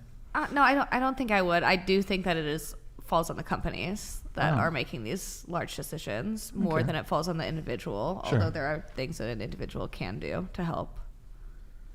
No. Probably not. Oh. What if into the mic? We can't hear you. Me neither. I mean, there's so many other factories and products that are using and adding to climate change a lot more than makeup. Dig Vic Energy donated $100. Thank you. Ladies, what you have to understand is that you currently have the power. Your looks. However, women age very fast. Literally, I don't date over 30. Reject many tins all the time. As I want a marriage, wife, relationship. You either listen or die alone. Oh, okay. Why don't we? Here, I'm gonna. Can you put? Is that yours or was that mine? Okay, let's just keep it on the ground. That's a perfect segue to. This guy says he doesn't date women under 30. Let's talk about. He doesn't date women over 30, I think. Or what? Sorry, I might have missed. He doesn't date women over 30. I think. Yeah. Thank you. That's a perfect segue to talk a little bit about age gap relationships. Aly, you happen to be in a bit of an age gap relationship. Yeah. Can you tell us about that? Yeah. So I'm married. My husband is 51. I'm 28. We started dating when I was 25. And he would have been 48 at the time. I am very happy. I don't think that I could have been with a man my age. I think that they're very effeminate, and I understand that there's plenty of reasons why, like both social and environmental. We've been asking men to man down for a very long time to kind of just do the things that we want them to, and they like believe these things as if they're attractive, and they're not. And I just find that Gen X men have a better grip. Keeko, you gotta scoot like you're not in frame. I just find that Gen X men have a better grasp on game. You know what I mean? And like something weird must have happened with millennial and Gen Z men. So yeah, I'm mostly in an age gap. I get a lot of criticism about it, like pretty frequently. But I mean, I'm happy. This is the man for me. And also, like, he's pretty attractive as well, in my opinion. Like, other women might see him and not think so, but he was fit for his age as well. And I just think that takes more discipline. Like, I don't care about a 20-year-old man who has like a six-pack. You should, you should. But if there's a 48-year-old man that has a six-pack, I'm like, oh, okay, like that took decades to maintain. So that's pretty much my situation. He's having his first kid at 51, like a whole feminist, and it is what it is. But that's my age gap. Yeah, you want me? Yeah. I've been on here about age gaps multiple times now. And your situation, I don't see anything wrong with that. You're 25 years old, sound woman, 48. Now, if you would have said, oh, I was 19 and he was 42, then I would have been like, I would be like, was this a relationship you would be in still if you wouldn't have been 19 at the time? Because I just think a lot of things change in those few years when you are of legal drinking age, and you can have more of those experiences as 19 to 25, 19 to even 23. Those things are a very big difference. So 25 to 48, yeah, I would never even blink twice at that. I don't even think there's anything wrong with a 19-year-old necessarily. Like, are you talking about choosing to date or have sex with? Because young women have sex with older men like more than people are willing to admit. Yeah, that's not sleeping with. You don't need anything in common with somebody except for both of legal age to sleep with someone, right? Yeah. Right. My thing was when I came in here times before, I wouldn't even say, if you were 19 and he was 43 and it was like, a rare occurrence for him to be dating a 19-year-old, then people meet, shit happens. You could fall in love. There's weirder things happen every day, for sure. But if he was a 43-year-old man and you would be the fifth 19-year-old he's dated, I would have been like, why is he choosing to date only women who are still in their teens? I think that's where flags come, when it becomes a reoccurring thing for older men, because you can meet people younger and it could be an off chance, but it is a weird coincidence to me if you are above the age of 40 and you can consistently date people who aren't even of the legal drinking age in our country. Well, I would say, how dare a man be attracted to a woman who's at the height of her physical attractiveness and fertility? I didn't say be attracted to, because she said we already established the dating versus sex. I'm saying dating. A man who chooses to date women who are 18 or 19 only, it does put a red flag in my mind of to why can't he date and be committed to women who have more experience. It's not that he can't. Than an 18 or 19. It's not that he can't. It's just, and I mean, very few men who are in their 40s, I think, are attractive enough, whether that's physically, of finances, or status-wise, to be consistently dating 18-year-old, 19, 20, 21-year-old baddies.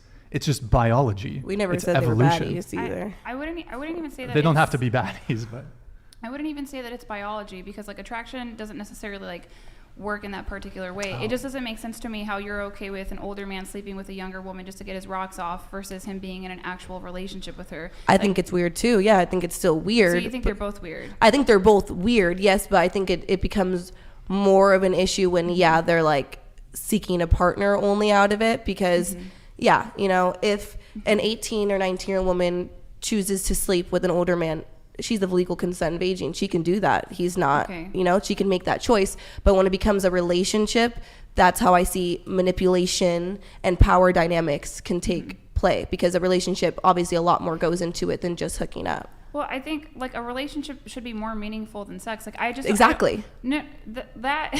doesn't make sense. Like, it's okay for her to give her body away to an older man to use it, but it's not okay for her to give her body away to an older man who takes care of her and wants to be in a relationship with her. Then he has to be manipulative. Like, that doesn't. I would argue that there's probably more manipulation to get her in the sack than it is to like have that long-term relationship. I see your point totally, but maybe because when I'm thinking about it to get her into the sack, Dick Big Energy donated $100. Older women use the age issue as a cop-out to deny reality. They pretend, even though they themselves screwed older men at that age, because they don't like the biological clock. TikTok. Dated 18, 19-year-olds. They're equally propagandized. Yo, DBE, thank you for that. Eric, can you pull up that Haram one? I'll just do it just because he probably go for it if you want to pull that one up. Oh wait, should we have to wait? Okay, no, that's good. Harman is live. Thank you for the Canadian 100. Just to be clear, guys, for the TTS, for it to trigger, whether it's through Streamlabs or through YouTube, it has to be, because the TTS is through Streamlabs, it has to be USD. So the reason that didn't come through as a TTS is, and there's no way to differentiate to like change it on Streamlabs for, you know, different currencies. So it does have to be, if you're donating in Australian dollars, Canadian dollars, New Zealand dollars, it has to be 100 USD. But you didn't know, so I'm going to read this. I bet, actually, you know what? Keeko, I know you want to read this. Go ahead. The super chat? Yeah. I bet anyone sleeping with multiple men, it becomes second nature to look for multiple men to sleep with. To the guys, you can buy a used car and save money, or choose to marry a used girl/woman and lose 50% or more of your life's earnings in divorce. Yeah. Good times. Harmon, thank you, man.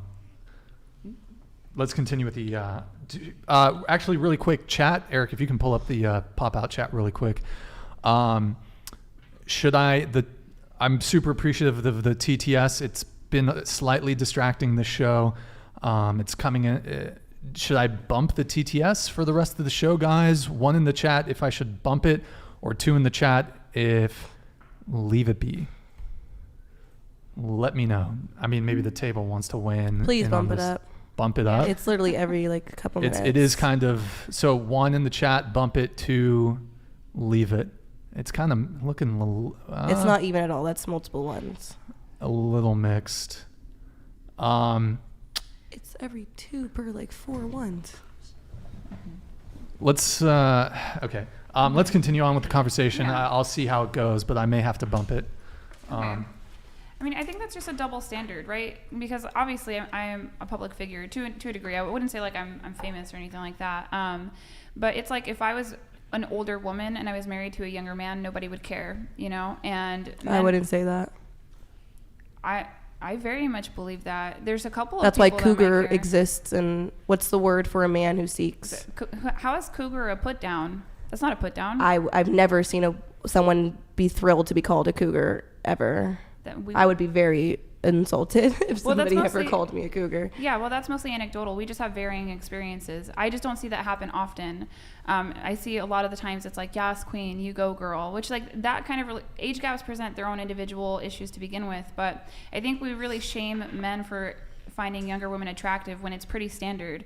Like the age that men find women attractive, honestly, so as men get older, they still find the same age group of women attractive. We already, yeah. Yeah, but as women get older, we find men in our age group, on average, between 3 to 7 years older than us. We continue to find them attractive, right? So it's like, if I'm 30 and he's 34, I still think he's attractive. If I'm 40 and he's 44, I'll think he's attractive, just like on average. But like with men, they just consistently find young women attractive. And you don't think that's weird? No, I don't think it's weird. Normal. I think it's normal, completely normal. Keeko. It's normal, Keeko. It's biology. But I do want. But that's what it's the biology. Because like the only thing you've been able to give me usually is fertility, this and that. Okay, first of all, I don't know any woman that's 30 that like it's your time doesn't tick at 30. That's not how it works. Maybe 40, sure, that's when we're getting a little closer. But a 25-year-old woman is not much more fertile than a 30-year-old woman. In those 5 years, that's not what's happening, and that's what's always the evidence being placed in front of me. I'm not saying there's anything wrong with being attracted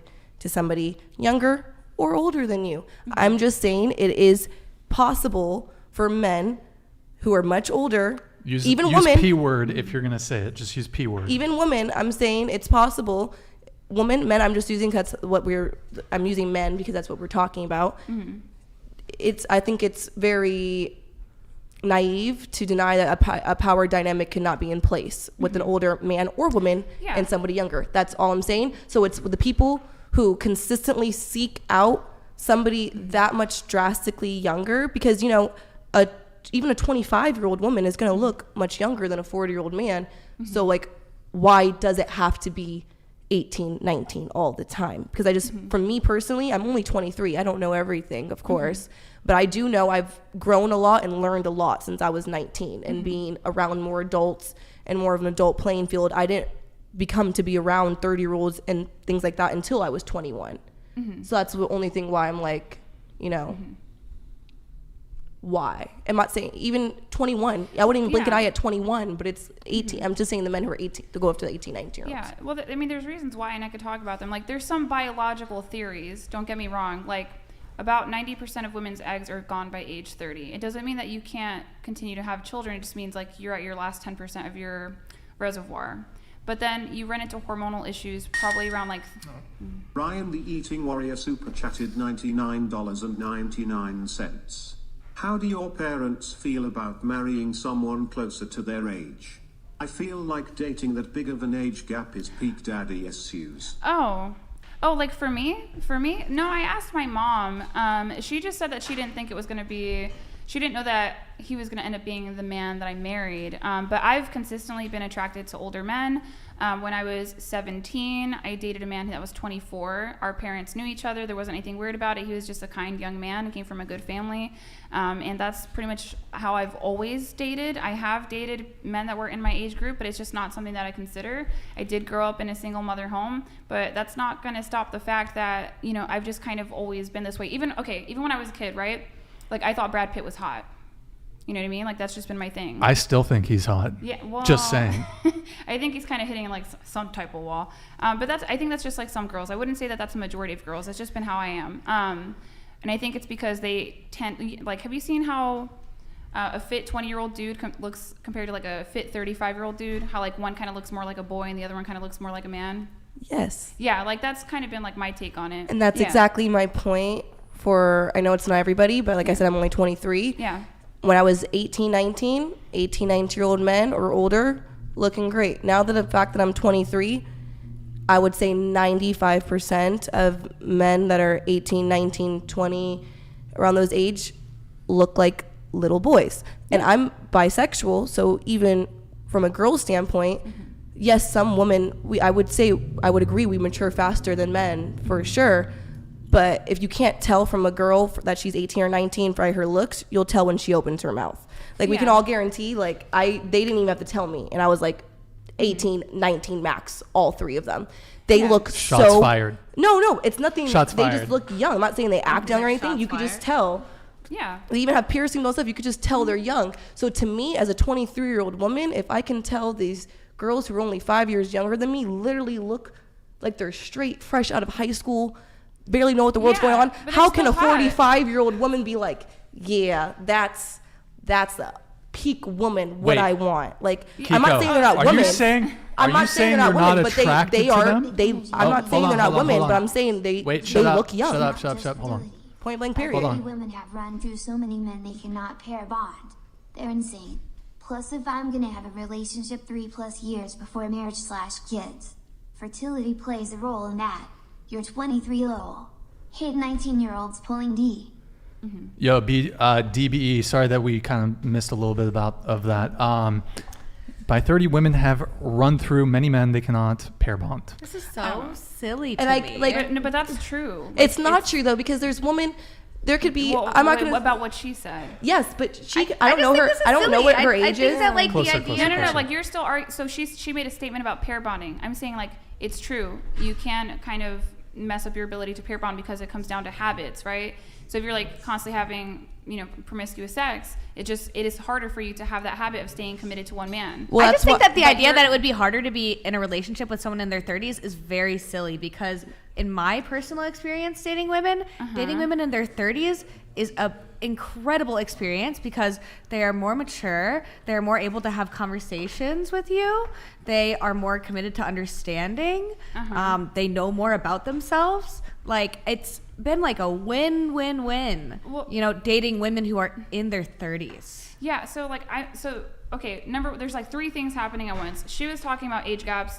Then you talked about pair bonding. Well, he talked about pair bonding. I didn't say anything about pair bonding. I just said that the comment was silly. Oh, okay. Just Well, to be clear. The comment was about pair bonding, and then it is harder to like stay attracted to a man long term if you do sleep with multiple men. But then you're talking about like your experience as a woman dating other women. Sure. Right. Like, of course, that's going to be different than like a man not wanting to date a woman over 30. Like, honestly, like it makes sense why men wouldn't want to date a woman that was over 30, just because.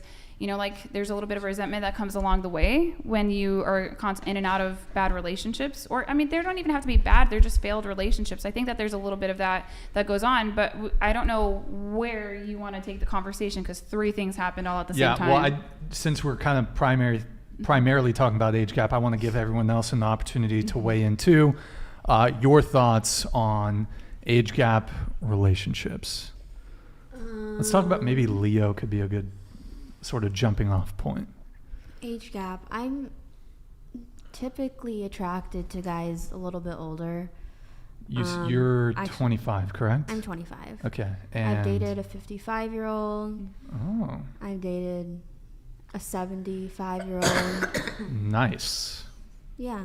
Did you love any of them? Oh, fuck. Sorry. It's been on me the whole time. Sorry, guys. Eric went to the bathroom. Did no. you I'm love sorry, any guys. of them? I scuffed it. No. So you just dated them? Yeah. Okay. You want to weigh in on the... I don't think there's anything wrong with older men being attracted to younger women. Oh. I mean, from a biology standpoint, it makes sense. I mean, obviously, not all women lose it fertility-wise when they get older, but statistically it is. The older you get, the less eggs Progressively. you have. Yeah. Not to say, I mean, my personal preference, I prefer older men. Just from a maturity standpoint. You're 21, right? I'm 21, yeah. Can you give us kind of an age range of what you prefer? I usually date like mid to late 30s. Yeah, That's this is kind of the other thing, Keeko, is why do older men prefer younger women? Well, we also need to ask, why do women prefer older men? Mm-hmm. That's another side of this coin. Mm-hmm. And I think it happens to be the case that men just like younger women and women like older men. No, it's because men mature like dirt. They mature slow as hell. So usually we have to reach up. So that's what I'm saying. I'm not saying... Mm-hmm.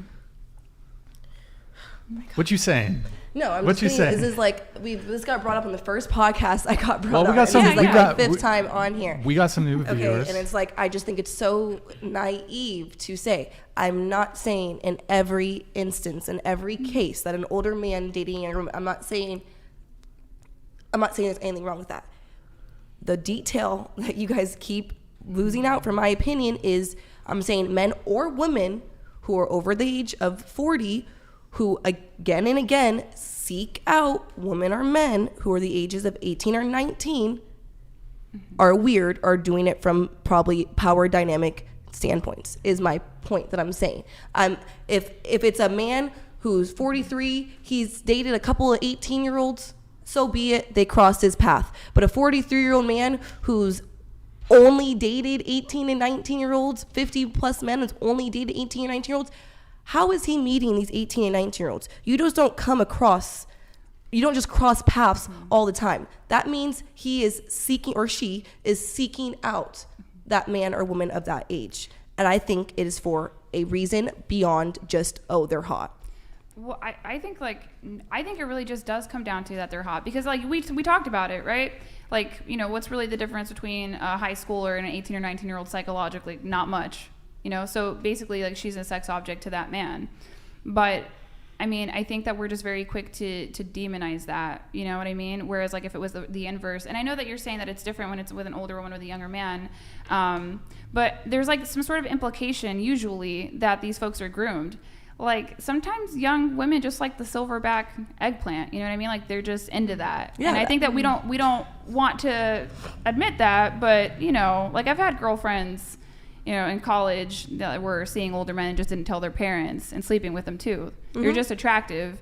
I mean, I don't think she's saying that that's the rule. I think she just wants you guys to acknowledge that it's a possibility, which obviously it is. Sure. But that's not the question. Sure, because that's the times I was on here beforehand. Mm-hmm. Every single time, it's no, they're just attracted to each other. But they're just attracted to each other. There are some men and hold on. Oh. There are some men and some women who are necrophiliacs. What? You're saying the wrong word. That's people who fuck with people who are dead. No, that's what I'm saying. Bruh. He's talking about I'm like saying these there smaller are majority they that are exist. doing that. They exist. M. Hold on. Martin super chatted $100. The only social construct is same-age marriages. Oh. School and work group common ages together. It does not correlate with biology. Men can procreate into 80s. Women, around 40. The qualities that women look for in men aren't even achieved until well into their 30s. So I disagree. So like Why do you disagree? The person I'm with right now, 23, gonna be 24 soon. I couldn't ask any more of them. Do I say that they're like at their peak prime? No, but for a 23, almost 24-year-old man, he is. And he doesn't have to be 30 to be what I want. He's honestly everything I want, and I'm happy to be with him and by his side at the age of 23. Yeah, I would say like that's very normal. That's pretty standard. Like I said, like it's like 4 to 7 years, but obviously like we tend to find our own age groups more attractive. So I think you have a problem with people objectifying each other, is what it sounds like, because women make men out to be success objects. So like obviously these young girls that are looking up to these older guys, like they're probably not attracted to him for who he is. And I would say that's wrong too. And you would say that that's wrong. But it's not getting brought up here. Yeah, no, I mean, I'd be happy to talk about that all day long. You know what I mean? But it's just like, I understand what you're saying. I don't think that you're making any, spicy or contentious points. The only thing I would say is like, it doesn't have to necessarily be predatory, because it's equally predatory for these young women to be pursuing these older men if it's not for who they are. I would agree. Right. There's women definitely out there. Oh, a little common ground More there. podcasts later. There you go. No, I definitely see what you're saying. I Yeah. feel like you see what I'm saying. Yeah, too. we're on the same page. Thank you. Okay. Honestly, I'd be suspicious if my daughter wanted to be with a very, very older man. But that's what my husband is for, to stare this man in his eye and be like, "What do you want?" What exactly? We would it not raise questions to you Yeah. if there's a way older man who wants something to do with your young girl? You're like, I know this little girl, and I know my husband, who is probably, I mean, not for your case, but like my husband would have been only 43 my 10 years husband would prior, still- and I'm like, what does this 43-year-old have in common with my little 18-year-old baby? Hold on. That's the Hold on. standpoint I come from. $100. Keeko Blaza, stop doing that. What you are talking about in your man is rare. Most meaning the vast majority of men are not put together at 23. This isn't conjecture but fact. You admitted this earlier, saying men mature slower. All right, TMR Radio, thank you there for the $100 super chat. I want to give everyone else an opportunity to come in on this. I think you went a little bit. Do you have any? I don't know if you got to go on your thoughts on kind of age gap or relationships. I don't have much to say about age gap relationships. I think that power dynamics can be toxic if you have a large age gap, which is not to say they always are. Okay. It's not a comment on anybody's personal relationship. I tend to date people within 10 years of my own age because I like to meet people based on common interests, which tend to be people close to my age. Hold on, the screen's going to get all scuffed here, but we're still going. So what about you? Your thoughts on age gap relationships? Personally, I like guys like around my own age, but I don't think age gap is like a problem. Sure. At all. You said you're 18. What's the oldest guy that you've dated or hooked up with? 21. 21. Okay, so college guys. What about you? Yeah, I mean, age gap is fine, but for me, I'm 18. I can't see myself dating someone 23, even 22. I think I'm just not at that stage of my life yet, and then that person would be, and I would feel out of touch and just not there yet. So you wouldn't date a senior at UCSB, assuming like you were single? No, I don't think so. I mean, I don't even, like, they're probably getting ready to step in their career, and I barely have like a minimum wage job. I just don't feel like we can really connect. Okay, you mentioned career. I'll come back to that. What about you?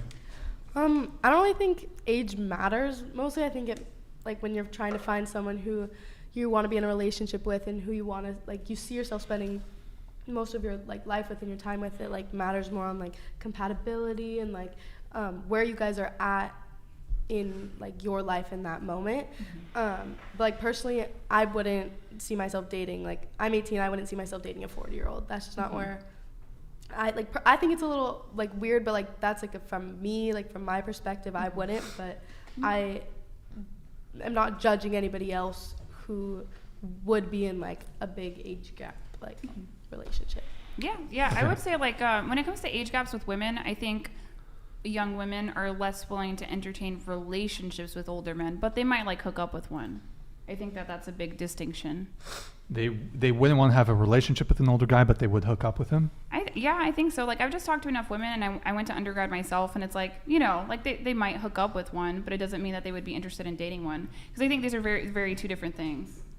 Wait, Keeko, really one question on this. What's the oldest guy that you've dated? Probably like 20, maybe 30 actually. Now 31. 30. Before, I will say. Or hooked up with. Yeah, 30, okay. Probably 31 at this point. And like, how old were you when? I put on the math. I've never hooked up with somebody over a 10 age. The math? It's probably like 8, because I added their age. They would be 31 now, I'm saying. But before this guy that I've been dating, I honestly didn't picture myself really dating anybody under the age of like 28. Most of my type was usually around 30-year-olds, because that's the people who were on the same playing field as me, I saw, but I found somebody who was on my own. So I wish I had another guy on the panel on this one, but okay, so I'm 33. I can't think of any reasons or advantages to date a 31-year-old over a 21-year-old, for me personally. So can you clarify what your advantages would be for dating a 21-year-old over a 31-year-old, since you're comparing the two? Lower body count, less baggage, probably better able to pair bond. There's a few there. You got some. It sounded like you might have some more. Like, I mean, so oh, like better looking. That's a stretch. That's the thing. Everything you just said right there. Bro, come on. No. Like what he's saying is true. What he's saying is true, but it's so subjective, though. No. Like, it's like some things are subjective to Brian's experience, and like some things aren't, right? But like, let me break it down to you this way. So like, let's say like a 21-year-old. Well, let's make it normal, because like obviously you hear 21 and you guys are like, oh my god. Okay, let's just make her 24, and let's make the older woman 32. A 24-year-old woman is going to be much more easily impressed than a 32-year-old woman. Like, because the 32-year-old woman has been dating more, you know, and you do need an element of being able to look up to your man in order to probably want to stay with him long term. You know, because there's some women that are like, I make 6 figures, like, what do you give to me? Or I've been to Dubai, or I've traveled the world, I've done this, that, and the third. Like, what can you do for me? And he's like, well, if I can't impress you, why wouldn't I just date a younger woman that I could? This sounds like such a stressful situation to only date someone because you are not experienced in like other things that you could see in your life. Like, I don't want to date someone just because I haven't met, you know, other people. I don't know how to say this. Men and women are different. No, we want different things. That just sounds like a very sad experience to me to only acquire a partner based on them not knowing what they could have in their life. Okay, let me ask you a question. Let me ask you guys all the question on this. Let's talk. I'm going to start with you, okay? Actually, maybe Aly, I can start with you. How tall is your husband? Yeah, he's 5'8". How tall are you? I'm 5'4". Do you have a preference for dating a man who's taller than you? Well, not now. I know you're married. He is taller than me. He is taller than you. Yeah, if you're asking me about 6-foot men, I made a decision a long time ago not to date 6-foot men because they're very confident. I'll move on this. Continue. On what? Do you have a height? How tall are you? I'm 5'4", but do you have a height preference? Yeah, I like taller guys. Mostly like a little closer to the mic. Like 5'10" to like 6'2" is like the perfect range for me, just because like I like where they stand, like the way I could look up at them, and like it just. Okay, so you're 5'4" and you prefer men who are 5'10" to 6'2". The taller, the better. Yeah. Would you date a guy who's shorter than you? Not that there's many, but. I mean, I don't know. I think there's a lot that goes into dating. Like, I don't think I'd be sexually attracted to someone who's shorter. Maybe that's a better question. Would you be attracted to a guy who's shorter than you? Personally, no. Okay. What about you? How tall are you? I'm 5'2". How tall is your boyfriend? My boyfriend is 6 foot, but every single person I've been with has been at least like 6'2", 6'3". Every single person that you've hooked up with has been at least 6'2" or 6'3". Yeah. Okay. Do you have a height limit? Bare minimum height for you? there was this one guy that was like 6'5" and like we couldn't. Like, I mean, was going like. okay, he was too tall. Yeah. I mean, on the lower end. Oh, on the lower end. 5'10", 6 feet. Like I don't know, 5'7". Okay, but all the guys that you have been with have been 6'2", 6'3", except for your boyfriend who's 6 feet. Mm. Okay, and you're 5'2", correct? Yes. Okay, what about you? I'm 5'4". 5'4". Do you have a height preference? I mean, I like tall guys, but I've been like with like guys who are like 5'9". 5'9" the shortest you've been with. Like 5'7" maybe. 5'7". Okay, and you said the 20 body count, correct? Mm-hmm. So of the 20, give us the height. Like who's the tallest or shortest? Yeah, like generally speaking, would you say most of them were 6 feet and up? Yeah. Okay, and do you have a height preference? You Yeah. said height preference for taller men. Yeah. Would you date a guy shorter than you? No. Okay. And you again, you're 5'4", is that correct? Okay, what about you? Do you have a height preference? I don't have a height preference. I would date somebody shorter than me. Okay. Height preference? No, I'm 5'9". I've dated guys that are like 5'7", so. Okay. So you don't even have a slight inclination towards men that are taller than you? I mean, objectively speaking, obviously women find men that are bigger than them attractive. That's for true. the most part. That's just also biology, same as Yeah. men liking younger women. Yeah. But if I like someone, it doesn't really matter to me if they're 2 inches, 3 inches shorter than me. Well, in order for you to like someone, there has to be some initial physical attraction. Yeah, I don't think their height dictates that. Okay. Completely. What about you? I'm 4'11", so I don't typically come in contact with guys smaller than me. Wait, hold on. You're 4'11"? Yeah. So. All right. Okay. Sorry. It's just chat knows I have a thing for. If she's not 4, excuse me. If her height doesn't start with 4, she ain't the one. But go ahead. You should be careful with that statement. Wait, what? Preference. What the fuck, Keeko? I'm just kidding. Listen, what's wrong with? I like dwarves, dude. Chill out. They need love too. Oh, sorry. Oh, yeah. Any love? No. Audi love. But okay, come on. Get it right. Mm-hmm. All labia matter. Okay. You're 4'11", so probably most guys are taller than you. Yeah. Would you date a guy shorter than you? Depending on the person, I guess, but Mhm. probably not. Okay. Do you have a height preference? Maybe 5'7" and up would be nice. Okay. I'm 5'7".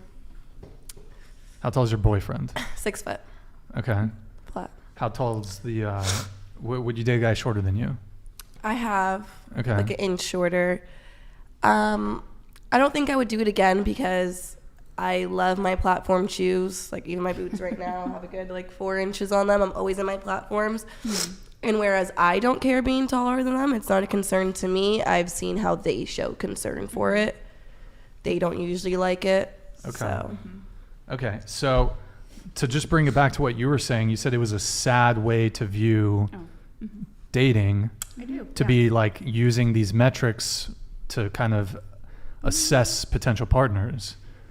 But women have all kinds of metrics with which they assess their partners. I think it's just shocking for women to hear men actually articulate the things that we care about. Because I think it's honestly shocking for a lot of women to hear men actually articulate the things that men care about. I think that if, what a man is looking for is for a woman to be, I think that if what a man is looking for is for a woman to be impressed by what he does for her out of her own lack of seeing what is available in the world, then to me, that is sad. Well, I'm not telling anybody else what they can and can't prioritize. To me, that's not a relationship that I would want to be in. Well, I mean, I wasn't taking it like that, and perhaps that was in response to something Aly said, but originally I think I had stated that I don't see the advantage of dating a woman who's 31 versus 21. Sure, you don't have to. There's no advantage to me.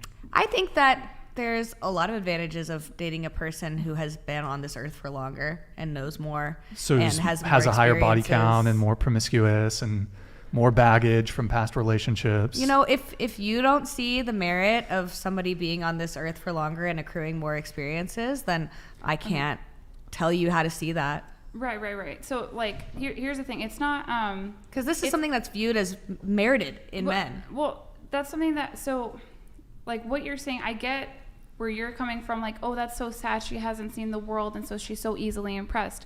I think we're missing an element of romance. There are some things that are special to just have with that one guy.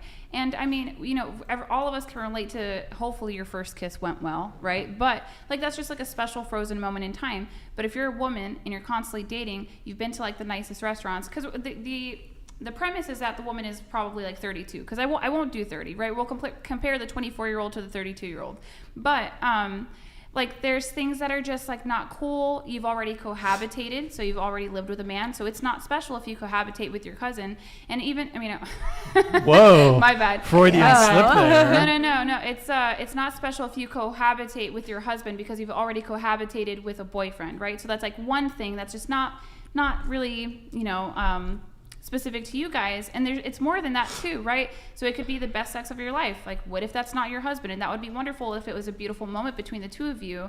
And the last thing I would say is having a child with your husband, because if you have a child by another man, that's already something that you've given a man the highest honor of being a father. So that's something that you wouldn't be able to afford to your husband. So there's just an element of romance. Like, we can't just pin it down to a level of naivete. These women can't do it themselves, because we can. We can make six figures. We can travel the world. We're very safe to be walking around at night. We can do all of these things. But it's more special when you do it with that one guy. I think it all stems down from people just need to date people in their caliber. Okay, you wouldn't have a problem impressing that girl because she's been to these nice restaurants in Bali or whatever, if you could take her to better. It's why we see most celebrities only dating other celebrities. We don't see singers, whatever, dating their fans, because you want to date somebody. I think even Brian's brought this up in past podcasts. You want to date somebody on the same caliber as yourself. So if you can't afford, yeah, we did. If you can't afford Dubai, not on this podcast. No, women want to date men on their caliber and up. Yeah. Men don't really care about that. But you say men don't care about that, but you guys are so concerned about dating women who haven't experienced much, so you guys can wow their panties off, is what you've been talking about. Wait, but you just said men. You just said men want to date. You're saying you want to date someone who's 21 over 31, because how are you going to impress the 31-year-old? That's not what I said. That's not what I said. That's what Aly's saying. Well, okay, so how are you going to impress the 31-year-old who's seen it all? She's already been to the finest islands, the finest restaurants, whatever. Yeah, what I'm saying is then you should be dating somebody who you can show those things for. Leave those girls to the people who can show them more. No, so I get what you're saying, but like the problem is more of the inverse. Like, the men that can provide that to young women, they have a lot of options. So there's a lot of women out there that they kind of realize one day that they can't quite get that guy. Because I think like our problem with Brian is that Brian is in the streets, okay? But what? Whoa. Not in it doesn't have to be bad. You're in California. I'm not in the streets. Was it 3.86 million subscribers? What? Did you just assume my streetness? I'm sorry, how tall are you? 6 feet or 6'1". Ryan, what's your body count? Well, as a man of God, I do not reveal. So you ask all of us. Yeah, and then you don't it's really unfair, isn't it? Because I think it would be different. Like, if Brian came out and said, like, I'm looking for a wife, I'd rather be with a younger woman that I can impress than an older woman. You might be like more willing to accommodate that. I'm not sure, but I think like that's a pretty fair statement to make. People should be dating in their caliber, but a lot of times. Wait, what's a fair statement to make, that I'm for the streets? I mean, you're acting like the streets are bad. Because I have, bro, right here. Right here. Okay. I don't know who I'm going to propose to tonight. It's kind of a questionable panel, but. Well, maybe you know what? Maybe you are looking for she's 4'11". I get confused. What? You got a boyfriend, Keeko. What are you doing? Yeah. So like, you make a lot of sense, but you can tell that you make a lot of sense about men because you're in a relationship. I don't know how long it's been. It's new. Yeah, it's still new, but at least you got a boyfriend to commit to you that you're attracted to. You know and I would say, even since being on this podcast, I started this podcast single when I first started coming on here. Even from how short my relationship's been, part of my opinions have changed, and not only have some of them changed, but it's making me see where the other person's coming from. Like earlier, you said something about, you know, if a girl has slept around multiple times, how does she know she's already had the best sex of her life if she gets a new man? guy I'm with right now, yeah, honestly, if we don't work out, probably going to be thinking about it for a very long time. So you're telling us. That's good. That's cute. You're telling us we're not getting sexually frustrated Keeko. What? Is that what? What are you talking about? Well, because you were a little spicy the previous shows, and was it you weren't in a relationship then? Now you got a boyfriend. You're in that. The walkout still would have occurred with a boyfriend or not. Still would have been happening. I'm saying some of the things that I've stated. I'm not even sure if I could say that I've completely changed my stance on some things, but I could see beforehand, I could not see why the other side was saying things they were saying. But now I understand both sides, if anything. Okay. Yeah. All right. Yeah. I mean, it just makes sense that men enjoy younger women, you know, like more, or like might want to date them more. That's not to say that that's who they're going to approach. Yeah. Right? Like who a man wants, who people want is very different than who they're likely to approach. People are more likely to approach people they believe will say yes. Does that make sense? Yes. Yeah. Oh. Cameron Oyola super chatted $100. Brian is a man of God. Apparently. My bad, Brian. My bad. I was wrong. Yeah, but I think well, let me address. He identifies let me address the She belongs to the streets. Thing really quick here. So, I think it seems like because of my large following on social media, you think that I'm for the streets, among other things.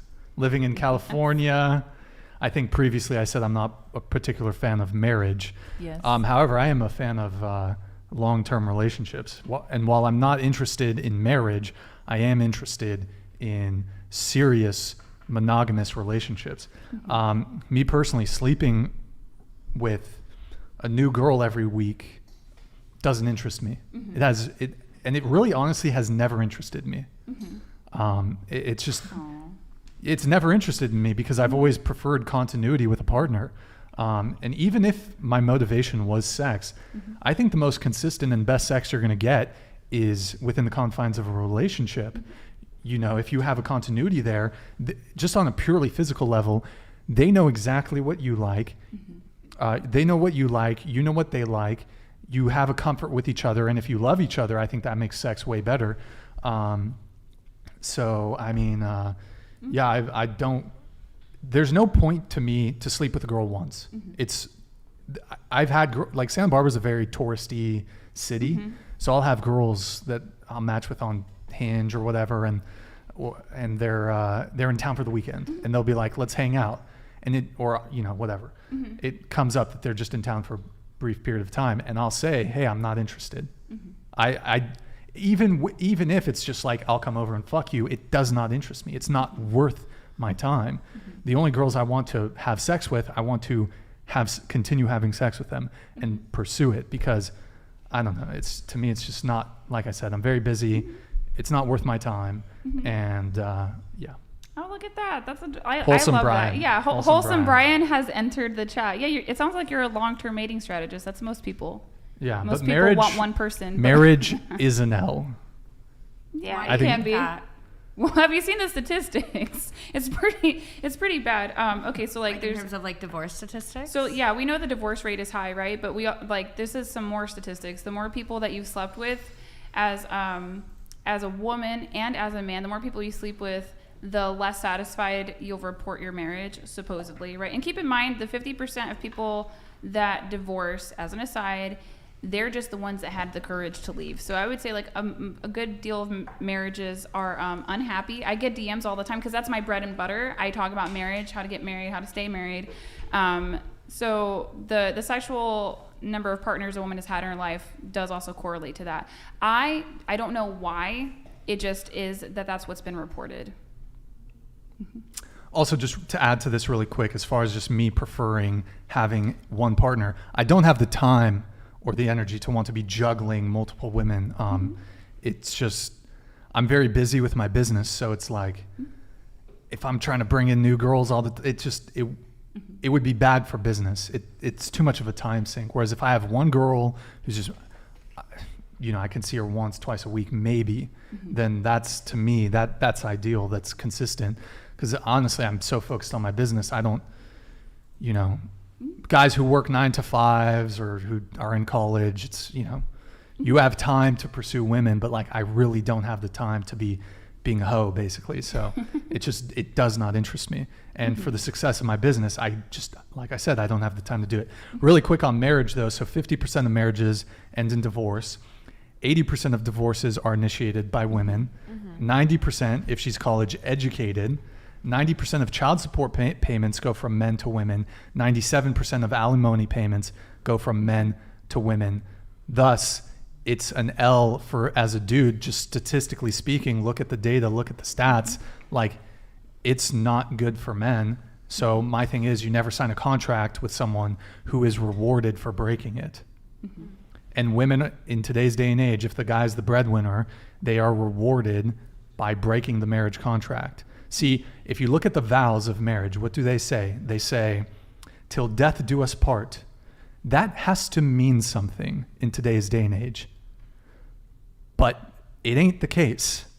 If I do marry a girl, which I think is unlikely, I'd have to meet someone quite exceptional, it has to be till death do us part. There is no divorce. So like to me, like I'd have to be so certain. And even then, how many people get married and they're like, this, I'm sure this is going to work, and it doesn't. So even just off that alone, I'm not particularly inclined to go through with it. But your words have to mean something. Till death do us part has to mean something. And frankly, in today's day and age, it doesn't. How can I grab more water? Is that okay? Yeah, Eric, if you can grab her a little water, por favor. What's up? Oh, were you going to cook, Kiara? It's hard to dispute that. Like, oh, whoops. Obviously, yeah, the evidence is there. But, like, let's not forget that, and I'm not saying all men in any sense, because even my own father would go against what I'm saying right now, but definitely it can end worse for a lot of men in most senses when it comes to divorce. But a lot of that is set with alimony and child support and all that stuff is because you get married, a lot of people, for what? To have kids, stuff like that. So there's kids involved. A lot of that is because, I'm not saying all men, but a lot of men, once they are divorced, they're like, all right, next life it is. So yeah, if you have 3 kids with somebody, obviously you're going to be, I would hope whoever I choose to marry, if it didn't work out in the end for us, and I was the sole custodial parent of our kids, yeah, they should want to pay for my life if I'm raising their children. Sure. But that's the type of man I plan to marry. So the alimony laws kind of initially were the social order, say 70 years ago, 80 years ago, 90 years ago, probably, I don't know when alimony laws, I mean, they've been around for hundreds of years. Alimony was because societally there was men worked, women stayed home, raised the kids, etc. Under those circumstances, if there were a divorce to occur, it's the logic makes sense that the man ought to support the woman because she forgoed pursuing a career to raise the children. But nowadays, if a woman has a career and she does have the means to be economically productive, should she still be owed alimony? But is she even? I mean, if she's the breadwinner, she's not going to be getting alimony. You're correct in that, but and it's also like, I mean, I'm not saying they should have to do this, but like, why are men getting married then if they know that this is all these facts are in place? Because get a prenup. You know, like prenups get thrown out, and a lot of men are blue pilled when it comes to Can you guys elaborate on this blue pill that you we don't guys have to go keep into saying? that, but basically it's like this Disney idea. It's this Disney idea of romance that it's all gonna work out, and she's the one, and then happily ever after. However, and I encourage all men who are watching this, go to your local courthouse and go watch the family court proceedings for a couple hours. Go do it maybe once a year, just to remind you, like, the divorce proceedings, the child custody proceedings are the most. I had a litigation thing I was involved in, and it's just, it's brutal. It's brutal, the divorce proceedings. You have, especially if there's a kid involved, it's honestly sad when there's kids involved. So I think marriage is an L. And the thing is that I'd say women disproportionately initiate divorce more often because divorce outcomes disproportionately favor women. Marriage can be an L, but I feel like that standpoint or statement could be harmful in the sense too, where if not marriage being an L, I feel like in the generation or day and age we are now, is more people popping out kids without being married and stuff. Like, it's nothing. There's a lot of things that go into divorce, but I don't care what you say. A piece of paper is not going to be as much as flesh and blood that you're popping out together. So I don't know if it's a correlation between people being like, okay, I'm pregnant, let's get married, or, oh, I want to have kids, so let's get married because I want to do this the right way and not be judged. And then everyone's getting divorced 2 years later. Or people also nowadays, people think that having a child is going to save the relationship, which I would say is the quite opposite. I've only seen people struggle more after a child is introduced. But I don't know. Marriage, I could see how there's L's, but I feel like having kids without being married or all that stuff is much more of an L. Yeah. I do need to just move it along just to move the show along. Do you have a quick? So everyone on this panel, well, I don't think anyone said they didn't want to be married besides Brian. I don't really have a lot of interest. You said you don't have a preference, right? Yeah. Yeah, so you said you don't have a preference. So it's like majority of women want to get married, but men are starting to figure out that the divorce courts are against them, and marriage is at the lowest it's ever been in recorded history. It's only 6 per 1,000 people. So it's like what would help the next generation, which would be like the children that we would hope to have, would be having an intact 2-parent household. But it doesn't seem like more people are doing that. It seems like we're shifting into baby mamas, baby daddies, and co-parenting. And I mean, we don't know if that's traditionally worked. We know that it has traditionally not worked, but moving forward, it could be different. I'm not sure. I know in the Black community, Black fathers are the most involved fathers per the CDC. They've come out and they've said this, but I don't know how that's going to be for the rest of society when it comes to co-parenting. So it's like we want this thing, but it's really hard to get this thing. And then when we as women get this thing, we leave 80% of the time. And that's a reference range. It's 65 to 90, but that just means that women majority of the time file for divorce. There's reasons for that. I just think that we often pretend like the family courts have nothing to do with it when you're more likely to get the alimony and the child support. Now, child support women are gonna get it more because of custody, right? Women get awarded custody more. You're right about alimony, right? That comes down to an income difference. But it's like we're defaulting it to the woman, you know what I mean? So we want this thing marriage, but we're not doing it well as women, and we're not requiring it for sexual access either. So that's pretty much the whole kit and caboodle on that. Okay. Did anyone have any input they want to add to this? I agree. I'm ready for a new topic. Yeah, we could. Yeah. Let's do something new and controversial. Yep. We're gonna do super chats here in just a sec. Stifler, ask the ladies to rate their looks on a scale of 1 to 10. Go ahead. 10. 10. 8.5. 10. 7. 8. 10. Yes. I love this. Jesus Christ, smoker's cough over here. Okay. 6 before pregnancy and 4 after pregnancy. Okay, so. Oh my God, no, you're beautiful. Why? Oh, because I've traveled, honey. I've seen the Japanese. And I get that. And I get that. And I get that. Me calling myself a 10, by any chance, I'm not saying that there's not more women out there that are not more beautiful than me. Yeah. I know how they want us to rate us is for different reasons. The first time I came up on here, I think I said I was a 7 myself. And then I saw things after. Why ever rate yourself? Not saying that we can't be better. I'm not saying I can't. I'm at my peak state. I can be better than this for sure. But you deserve to tell yourself at least. Maybe for yourself, it's not a 10, it's an 8 or whatever.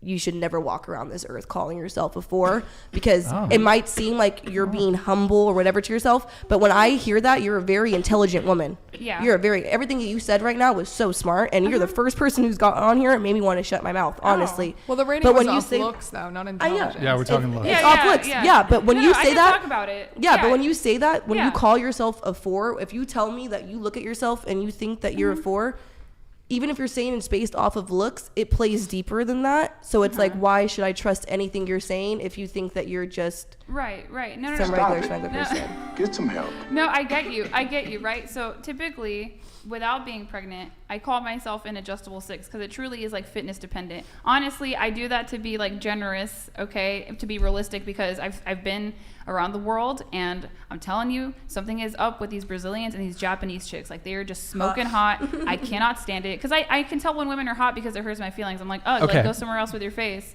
But I'm a 4 because I'm pregnant. Like, that's it.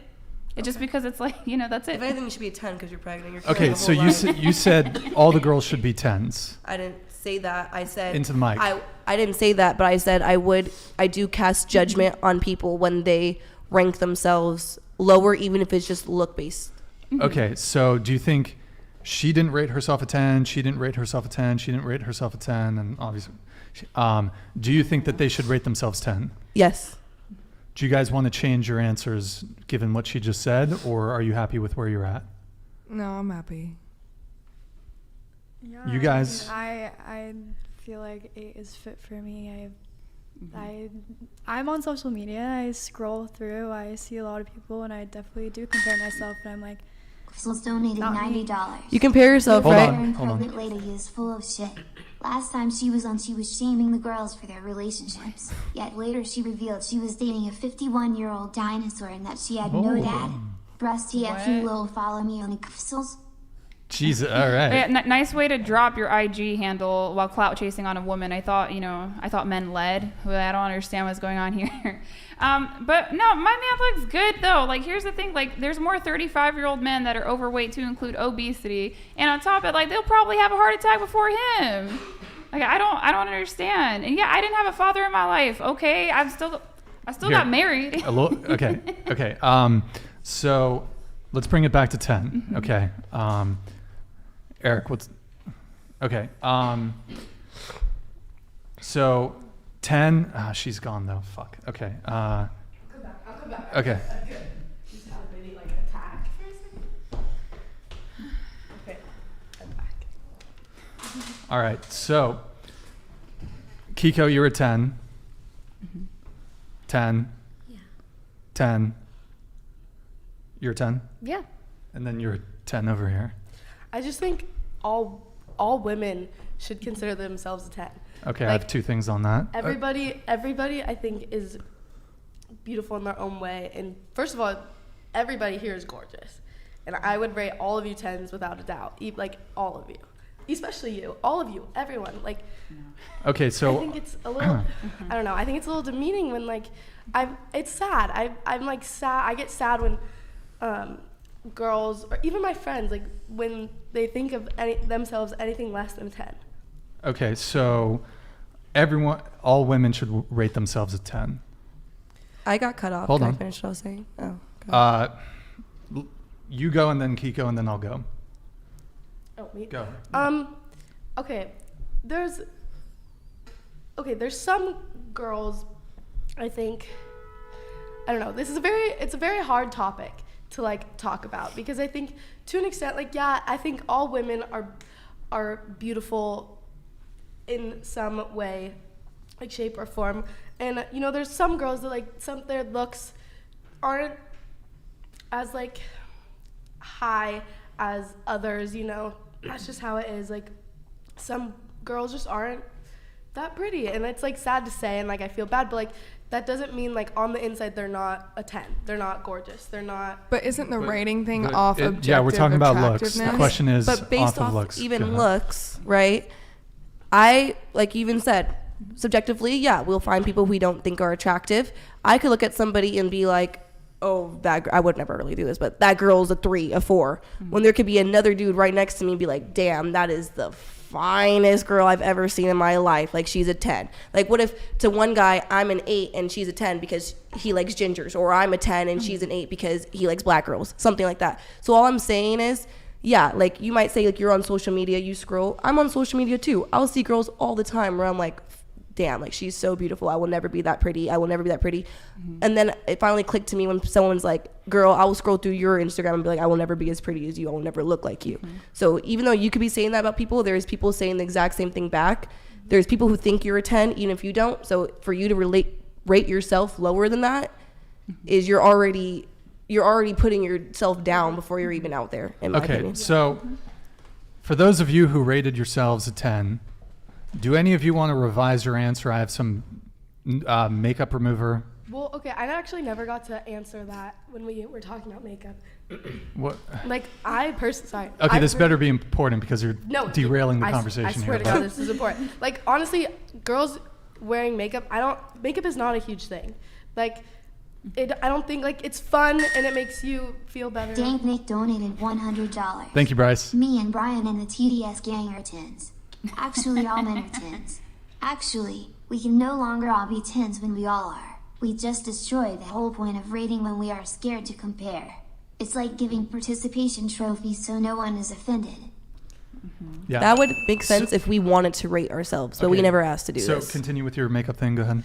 Oh, like, personally, I think makeup is just a fun thing. It's become such like a thing, like, oh, you're prettier with makeup, and I just don't agree with that. Most of the time. There's some. Women wear makeup to make themselves look more attractive. That's a personal thing, though. I don't necessarily agree with that. Yeah. Like, my boyfriend will tell me every single day I look way better without makeup. He would prefer me to, and most men tell me all the time I look way better without makeup. I do it for myself because I like how I look with makeup. I feel like I'm not fully put together. It's like a part of my outfit. I don't feel like my outfit is fully put together until I do my makeup. It's part of being a woman. It's a part about being a girl to me, doing my hair, everything. It's not for, honestly, to be more attractive. Is your point that women don't look, it doesn't make them more attractive, or at least in their own self-perception? Yeah, I think, well, okay, there are girls that I would say makeup would help them look more attractive, and that's like from my perspective. But I think personally, internally, I think everyone, back to like the scaling yourself, if you're rating yourself, internally you should have that confidence that you are a 10 with or without makeup. Okay, so I want to move. I'll talk maybe a little bit about the makeup thing, but I mean, so by the way, did anyone want to take on my offer on the makeup removal? No. On the 10 thing? Okay. All right. So, okay. Those of you who said you're 10s, your 10s in delusion, like, you're delusional if you guys, there's no 10s at this table, no offense. And I don't think I'm a 10. I'm like a 6, maybe. I have a theory. Keeko, how tall are you? 5'7". Yeah, okay, so you're a 9. If I was a little bit shorter, I'd be a 10. No, taller. Victoria's Secret models are like 6 foot. Yeah. Yeah, that's only. I'm usually my platforms. No, I would say you're definitely for sure the hottest woman in the room. Oh, yeah, like that's not even a joke. What do you mean? Kiki's pretty fun. Kiki's the only fucking 10 here. Yeah, like beauty. Honestly, it's subjective though. But it is subjective though. To a degree. So, like, you could think, but somebody else, like all these men in the comments, they think I look like I just came out of the fucking next grunge film. Apparently, like, but it's men. like, okay, so you said that everyone is a 10. I think everyone should think of themselves. No, as excuse a 10. me. You said every woman is a 10. I worded it not how I wanted to at the beginning. I think everyone should think of themselves as a 10 because it's just a confidence thing. It's like, it makes you happier. It makes you live a happier life, I feel, when you to be delusional? Well, that's to be egotistical. Why should girls care what other people, especially guys, think of you? Why should we think that? Because we want to get married. We want to have babies. Yeah, but if a guy loves you and if a guy wants to marry you, it's not going to be all about looks. Looks get you in the door. Our personality is what keeps, though. You know what I mean? Like, yeah. I can't be out here expecting to like marry the guy that I want if I'm like 270 pounds. You know what I mean? Like, that's just really unlikely. But that's like also the thing where. Can I please get a word in here? Okay, so if everyone is a 10, then nobody is a 10. Otherwise, what is the point of rating? Who cares? You don't have to rate people. Yeah. It's all subjective. Really, who cares? Okay, so are all men 10s then? If all women are 10s, are all men 10s? You're so missing the point. We're saying everyone, whether men or women, should look at themselves as 10. We're not saying everybody out there in the world is a 10. We're just saying that everybody should look at themselves as an individual 10, whether they have a penis between their legs or not. I mean, everyone's a 10. That's delusion. It is delusion, but it's a delusional world that you should be in for your own sake and benefit to live a happy, healthy life. Because if you're just sitting there being like, yeah, I'm a 4. I'm always just going to be a 4. That's what I am. That's my looks. That's not going to get you anywhere either. So you could be in a delusional world of feeling like you're ugly, or you can be in a delusional world of feeling like you're attractive. Which one would you rather be in? Okay, you mentioned confidence. Confidence is knowing you're not a 10 and being comfortable with it. That's confidence. Well, you don't have to be cocky about it. Yeah. There's a difference of being like, I know I'm a 10 and like I'm more powerful than everybody, I'm hotter than everybody. That's like not the point. It's in like within yourself, think of yourself as a 10 and be happy with what you look like and with who you are, and like love yourself and love what you look like. Because in reality, like there's not much you can really change about your appearance. Like you can change your hair, you can lose weight. You could lose weight, but like why does it matter when you're walking down the street? Like, it's not healthy to think about what everybody else around you is rating. Here, let me try to paint it this way. Do any of you know any guys who think they're hot shit, but they're not? Yes. Yes. He might think he's a 10. That comes with cockiness, though. Yeah. Saying if someone asks you to rate your physical attractiveness and you're rating yourself a 10, it's cocky to say that you are on par with the most beautiful women in the world. That's cocky. It's all about, I guess, how you go about it and the way you do it. Because there's men out there. Is it muted, Eric? Oh, I don't know why it's not playing. Just star it. Oh, this came through as a, yeah, we can't star it. You can't tell me oh man, that's a little spicy, Bryce. I don't know if I can read it. Oh, it's not directed. Fat blank sitting in his parents' basement playing video games all day is the same as a dude in good health making money in a high status job. But hey, if they're both happy and confident, they are the same. Yo, Bryce, thank you, man. Appreciate it. Okay, so, shit, I kind of lost my point there for a little bit. So I think this is kind of the big problem in the dating marketplace. If people think they're hotter than they actually are, they're going to be chasing after people that, quite frankly, they never have a chance of ever securing for a long-term relationship. And this most specifically impacts women, because here's the difference between men and women. Women, you can sleep with men that are 1, 2, 3 points higher than you in terms of physical attractiveness. That man will never commit to you. So that's why you basically have women who are all chasing after the top 10, top 20% of guys, because either you're delusional and you think you're hot shit. If you think you're hot shit, you deserve a guy who's hot shit. Also, men are perfectly willing to sleep with you. They'll never commit to you. They're perfectly willing to sleep with you once, twice, maybe keep you around as a fuck buddy. And men will sleep down. So you start thinking, because for a woman to sleep with a guy, for a woman to be able to sleep with a guy, that guy needs to be at least physically attractive enough for you to be in a relationship with him, to consider being in a relationship with him. However, men, we will sleep with women that we would never commit to, that we would never be in relationship with, because we welcome the easy access to sex, because men and women have different sexual strategies. So what ends up happening is a woman can sleep with a guy, say, let's just to use a rating scale, right? A woman can sleep with a guy who's a 6, a woman who's a 6 could sleep with a guy who's an 8. He's never going to commit to her, but she thinks, oh, I can get a guy who's an 8, therefore I must be an 8 myself.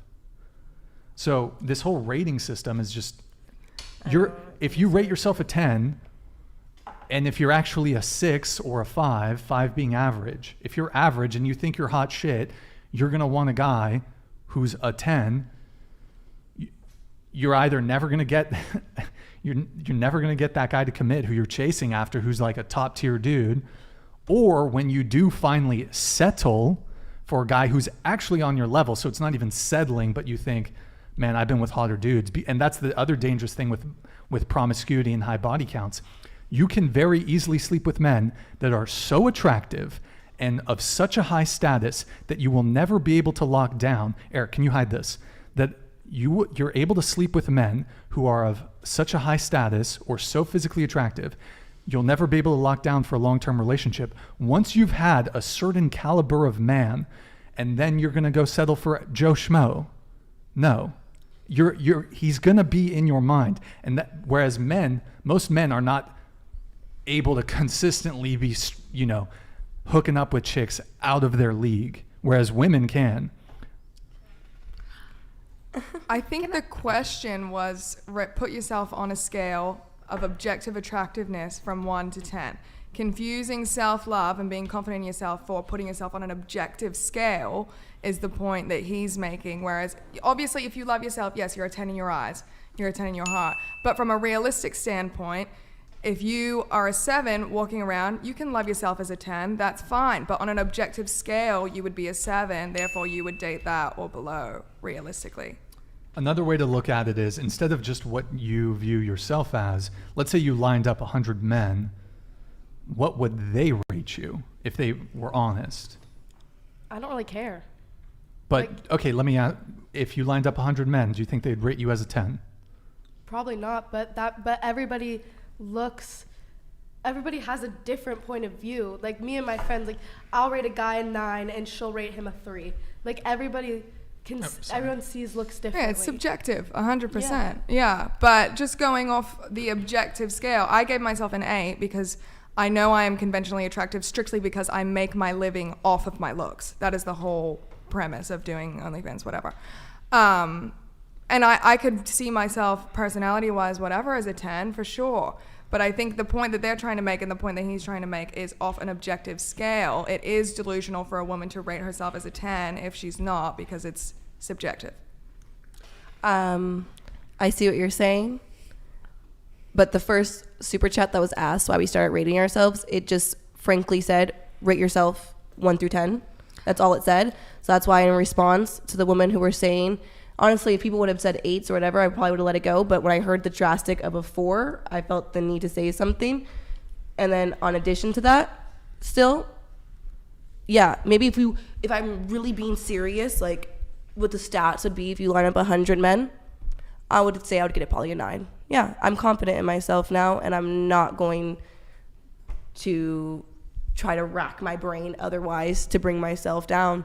I'm pretty confident in who I am. Yeah. Well, I mean, I think a lot of women are having trouble finding boyfriends precisely because they're rating themselves as 10s when they're not. But Yo, Cheeks, thank you, man. Ladies are 10. If so, where is your Vogue contract? Keeko, you're looking like Ratatouille at best that doesn't belong in a 1 to 10 scale, but below. Men do not care about your confidence. We care about peace and beauty. You do not meet either. Based. That's like so based. Yeah, that's so fine because like for every one comment I get like that, I can go to my job on Thursday and be told about 10 times on Thursday that I'm the most beautiful woman they've seen in their entire life. I yes, subjectively, maybe to him, I'm Ratatouille below a 10, but I know to many attractive people and people who probably I care more about their opinions than him. Because like my boyfriend, fine as fuck. If you saw him, you would probably one of the finest men you would see out here. He's watched all my podcasts, know my opinion, how I go about things. So I'm very, very secure in what I have going on, looking like Ratatouille. Okay, we're going to move on from the 1 to 10 topic. By the way, there's 3,700 of you watching. Wow, that's our highest viewer. 3,700 watching. That's our highest concurrent viewership. Yo, can we get some likes on the video from everyone watching? By the way, Chase, we might have Chase call in on Discord before the end of the show with Keeko here. So get it to what should we get it to? Let's get it to 2,000 likes, and I'll see if I can get Chase on the line. 4,000. Oh, we only have 3.7K watching. What time does this podcast usually run until? We're probably going to go for another 30 to 45 minutes, I reckon. Okay. All right, we have, let's see here. Including the video chat. We'll see. All right, yo, I'm going to get through the super chats here. Yo, Davon Jackson, $50 super chat, L stream. That was when the audio wasn't working. Thank you, man. All right, we have Dr. DL Rico, $50 super chat. Hi. Oh, yeah, if you want to read this, go ahead. Oh, me? Yeah. First time commenter. I see Emma, I see Lauren, and had to say hi. Super F you Reek, for Lauren. Oh, he referenced you. That's so cute. Can't say, I'll watch this back. Can't say, but I'll watch this back later. Have a good show. Aly is amazing. Listen to learn, not just to respond, ladies. Hey, thank you, man. Appreciate it. We have Dave on. This came in through that. We have Alvin Sam. Thank you for the 50 to the OF ladies. How exactly are you benefiting men and society with your OnlyFans? Quick answers, guys. If you want. It's a supply and demand thing. We're creating something that people want to watch. I'm doing something entertaining and fun for people. And that's why they pay me money to see it. Okay, you concur? Okay. Same. All right, Davon Jackson, 50. Thank you, man. These women really be more committed to a situationship than they would a husband. It's actually hilarious. More proof to focus on yourselves. Hey, Davon, thank you for the 50, man. Let's see. We have Derek, man. Oil man. To the OF model, 7 figures per year is impressive now, but what are you going to do when your value runs out to the simps? Understand that your value is highly affected to a traditional style man. He will not accept your lifestyle. Your response to oil man. I mean, just based off that profile photo. Oh, wow. It's all right. Okay. Look, I think if we're going off making 7 figures a year, obviously, yeah, looks run out. But the content that you make now, when you're young and you're hot, you can sell forever. There's always going to be new guys that want to see things. And as well, if you invest your money properly, then it doesn't ever really run out. By the time that my looks run out, putting quotes on that, because there are a lot of women in their 50s in the industry or even older that still have very successful careers. MILF is a category. Yeah, it's there's a lot of success in older women right now. But by the time that my looks run out, I will be retired with multiple functioning businesses under my belt, and I'm not looking to marry a traditional man. So yeah, Same. All right, we have Speedy the Unsilent 50. As a high-value man myself who makes good money, is tall and in shape, finding a woman who is worth my time is hard. I don't care for casual hookup crap. I just turned 30 last month. Hey, Speedy, thank you for the 50, man. Appreciate it. This message has my girlfriend goes to another school energy. I just don't know why he spent $50 to put up his dating profile. Hey, guys, I'm tall and I'm in shape.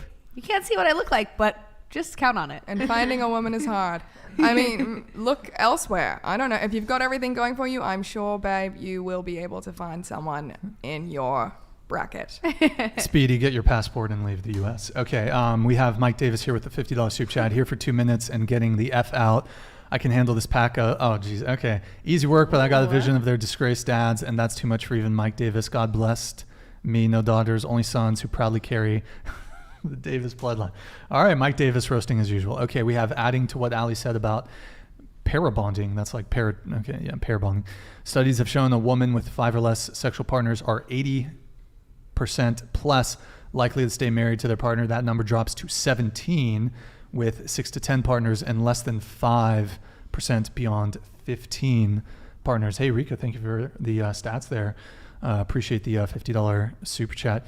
Yeah, I mean, they've done studies on this. Like, as your body count starts bumping up, there's more likelihood of reporting relationship dissatisfaction, greater likelihood of infidelity, and greater likelihood of divorce. So it does seem to come with the territory. All right, we have Davon Jackson here, $50 super chat. It's sad to say, but situationships are more normal than marriages now, and I don't believe in non-monogamy. You're just 2 single people who happen to enjoy each other's company at the end of the day. Yeah, that's definitely true. I mean, definitely true. Great point. All right, we have Zentians here with a $50 super chat. It's such a sad thing to say. It's called reality.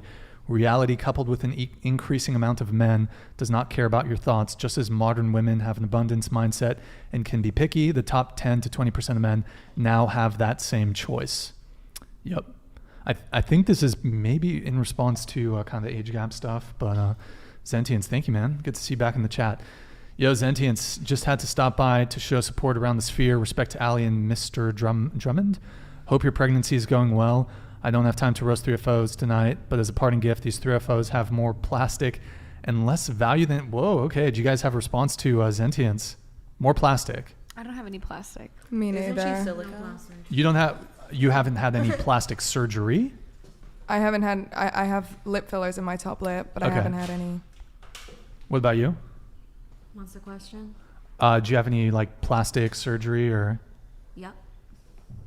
Okay. But But it's not plastic. But it's not plastic. Oh, right. Okay. All right. We have Zentience here with. Oh, this one already came through, right, Eric? Yeah. All right. We have. Let's see. Yo, Mike Davis, thank you for the 50. I call cap on their dads supporting them. These degenerates are confusing their simp sugar dads with biological dads. But if so, I would love to meet. Oh my God. Low life, low T, backwards cucks, and I would beat them to a pulp. And I'm dead serious. So Mike Davis, who by the way owns like 70 Burger King restaurants in North Carolina, he said he would beat your partners to a pulp.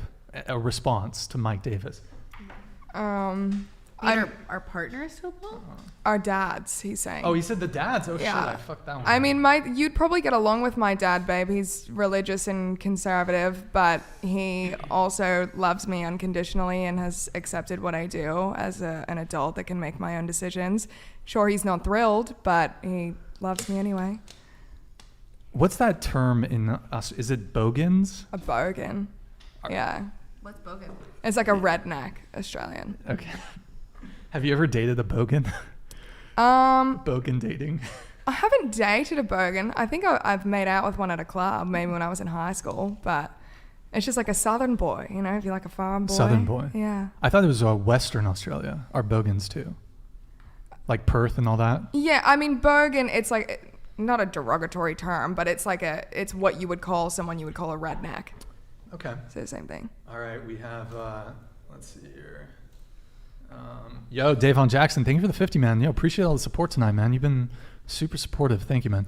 If they made you feel fulfilled, you wouldn't need multiple of them, and they wouldn't be constantly rotating from 3 girlfriends to 1 now. What happened, Emma? The people I was dating before, we went through different cycles in life. We're not dating each other anymore. I'm still really good friends with all of those 3 women that I was dating at that point in time. We're like super close. We're just not in the season of our life that we're dating anymore. I don't have a girlfriend right now, but I think it's possible to have a relationship that makes you feel fulfilled and it not be permanent. Sure. Okay.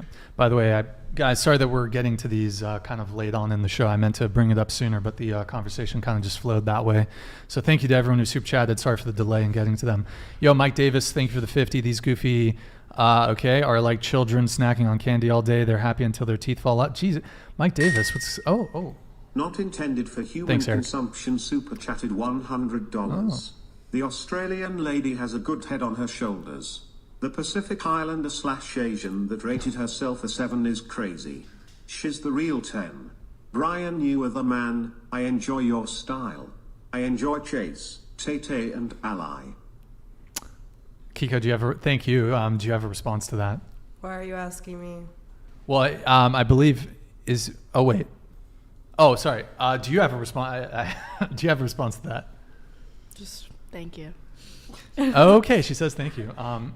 Let's see here. I think I had this one pulled up, or did I already do this one? No, it was Mike Davis. Yo. Yeah. All right.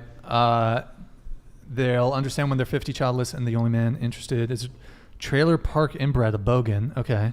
Redhead with dollar store glass. Okay. Do you have an answer to Mike? I think he's saying you have dollar store glasses. I need these to see. So I think they're prescription, but okay. Yeah. All right, Mike Davis is salty, a little spicy tonight. Yo, Frankie, thank you for the 50. To the ladies running game on Sims through OF, some of you said you wanted to get married and have kids. Does it bother you at all to know that your husband or children could eventually run across your content? P.S. OF will be the downfall of society. Okay. By the way, I have OnlyFans. OnlyFans.com/whatever. There's nothing crazy on there, but did you guys have a response to this? Do you want to say something first? You go. Okay, I feel like I'm monopolizing the mic. But I feel like, you really revealed to me at the end of this message that I don't really need to take what you have to say seriously because, what we're doing is not hurting anybody.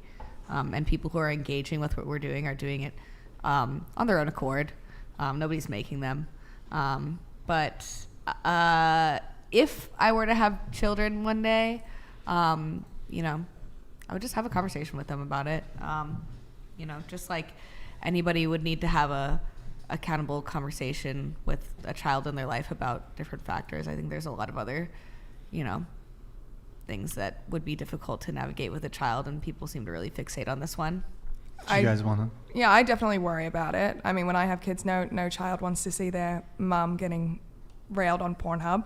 But also, like, from the standpoint that I'm at, making the income that we're making, it's not just I did that for fun when I was in my 20s. It is setting the child up for life. And so I would hope when my child is of age to have a reasonable conversation about it, they would understand that those decisions were calculated and made to benefit them. I see what you're saying. And that's actually, I think that's a fair argument insofar as the trade-off. Yeah. On one hand, there's going to be, to some degree, perhaps social repercussions. However, of course.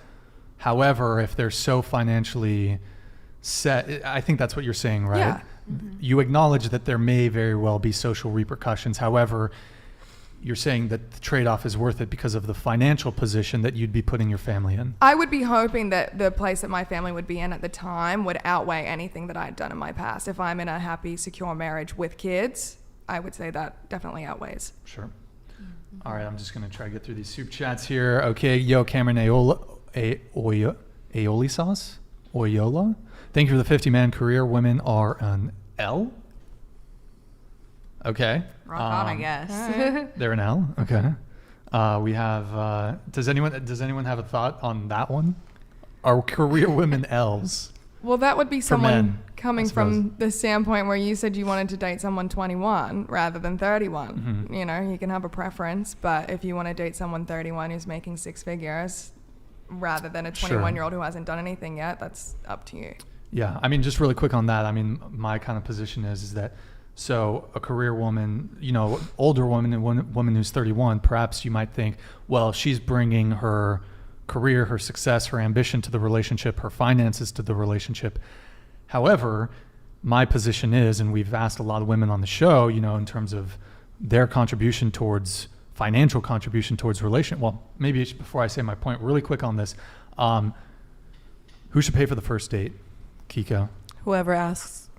I'm pretty sure you said, do you ever ask guys out on dates?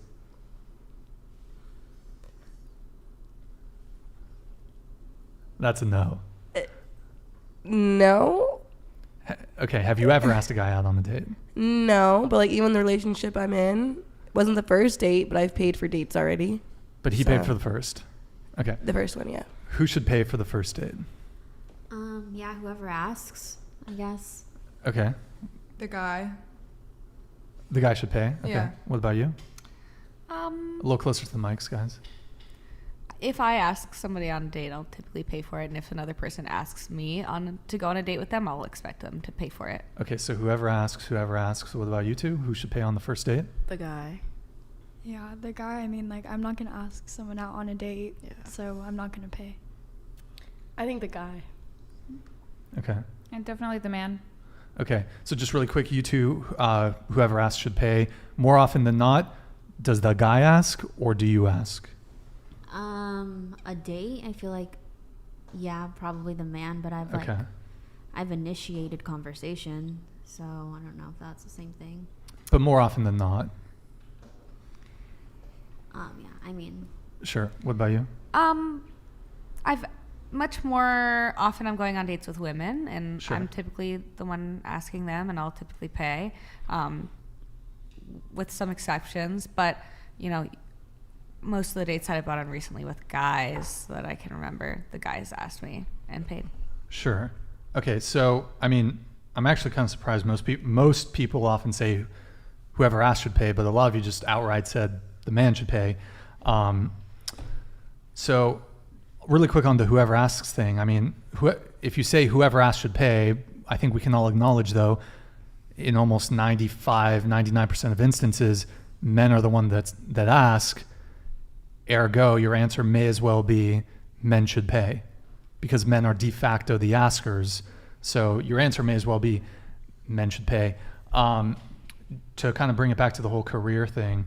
So, and the reason I asked you all why or who should pay, aside from the biological and evolutionary reasons, you know, men were typically the protectors and providers. Aside from that component, men don't care about your success, career, and ambition, chiefly because of the answers you've all just provided. So just to explain that a little bit, women don't share their resources with men the same way that men share their resources with women. All of you just said either whoever asked should pay, which is typically men, or you said men should pay. So we don't reap a benefit from your success, ambition, or your career, or your money, because you still expect men to adhere to their traditional gender roles. So why should we care? Not on a sex, Jesus. You're not benefiting on a first date down the line, perhaps, but just for me initially, when I meet someone, from a traditional standpoint, I would want the man who's asking me on a date to pay for the date. Sure.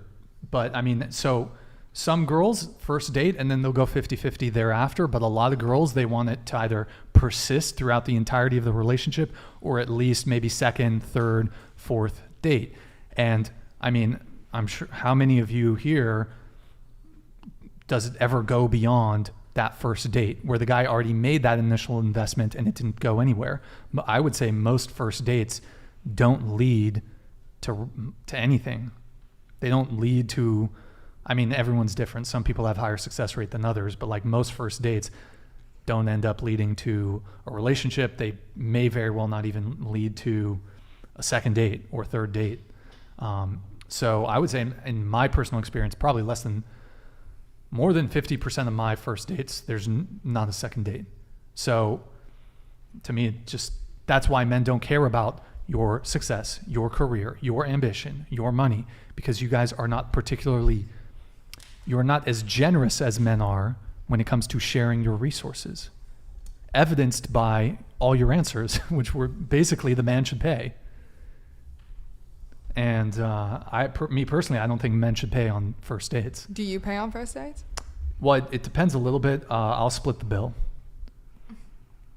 Why do you? It's funny that you scoff and you laugh, but yeah, I'll split the bill.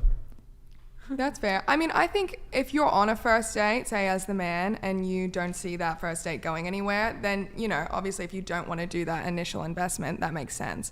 But if you see it going to a second date, to a third date, and you're a traditional man, then you would feel inclined to pay. That's not to say on a first date I do expect it, but going forward, when I like someone, I enjoy paying for things and doing nice things for people. That's not for everyone. That's not the rule, but...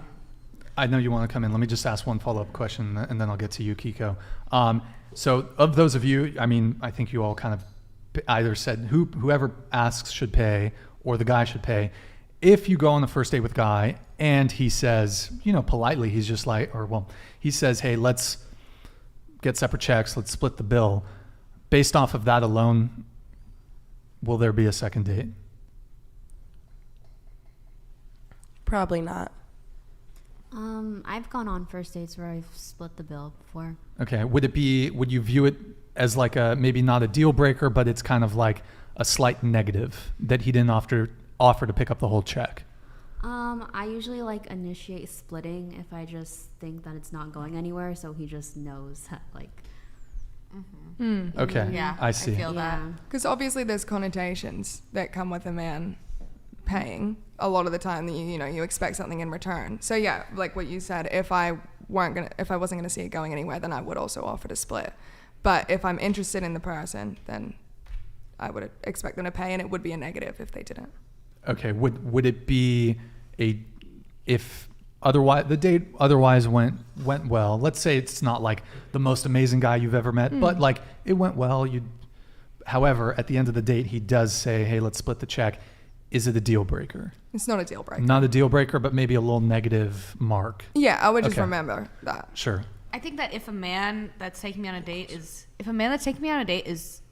in a really good standing financially, I would fully expect that man to take care of the check.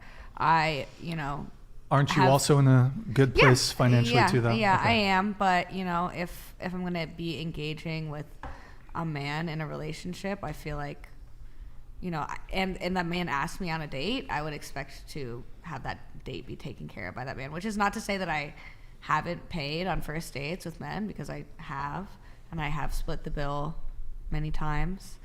But I'm gonna leave with a better impression if a man pays on a first date. Okay. What about you?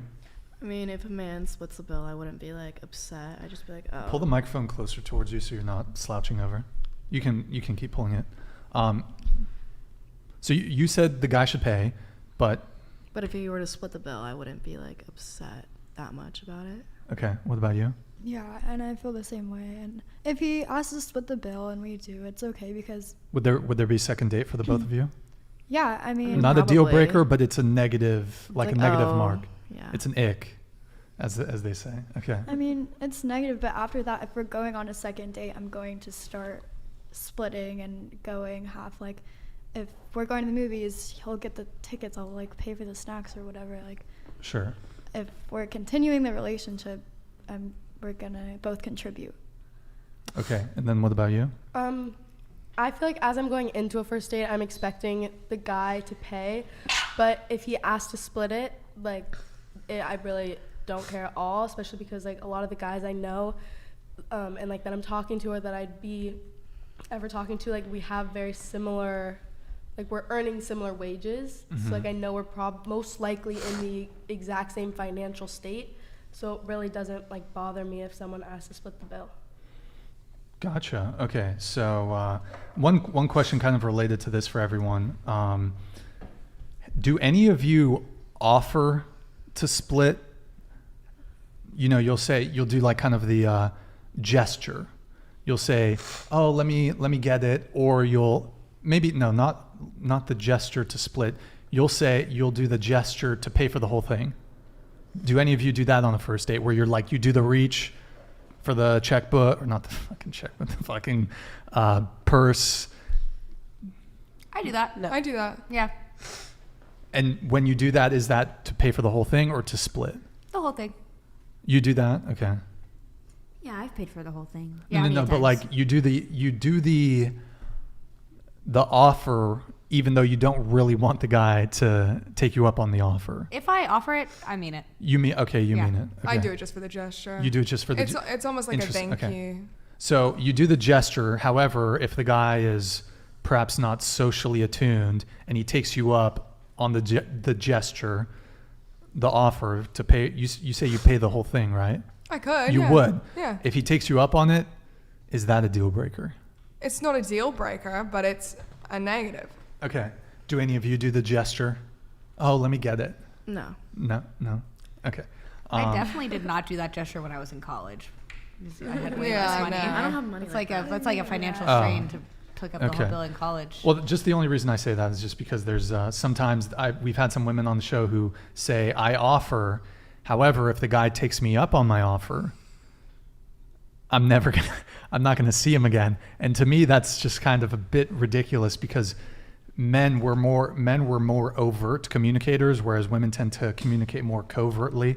So we sort of take your word for it. So if a woman offers to pay, we're like, oh, that's kind of nice. Well, I've had men say to me that they appreciate the offer, even if they don't think it's 100% genuine or they don't want the girl to pay. It's a nice gesture to at least offer. I guess the point I'm trying to make, though, is there's some girls who will make the offer, and if the guy takes her up on the offer, some girls say, I just won't see him again because he took me up on the offer, which is like, you often hear women complain about men being poor communicators, but that is quite literally being a poor communicator. Yeah, it is. Like I don't think that's fair to make an overt offer in the same way if I offered to help a friend, I think it would be unfair of me to, if he takes me up on that offer for help, for me to be like, fuck you, dude. I don't want to be friends with you anymore. I don't know. In any case, go ahead. Oh, did someone want to come in? I was just saying, I wouldn't personally do it, but I know a lot of women do it as a test. So it's not my personal thing, but. Does anyone here test guys? Do you guys do any tests? Nobody? I do not. Oh, okay. No. Some women do it though. Mm-hmm. Yeah. Tests are kind of yikes. Okay. Mm-hmm. Let's see here. So let me continue on with these soup chats. I think we have just a few more here. We have, yeah. Also, we gotta do The Streamlabs. I'll get those too. Yo, Glody, Matsingi. Actually, let me do those now. Actually, Shit, did we get a lot? I don't even know if. Let me see here. All right, we have. Let's see. We have. Wait, fuck.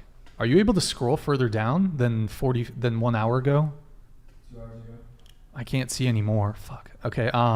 We have base grandma with the 50. Thank you. Can you pull it up, Eric, on your end? That's the one. Shit. It might be. I don't know how we're gonna. I don't know. You can't scroll further? Because I think there were definitely more that came through. Fuck. Okay.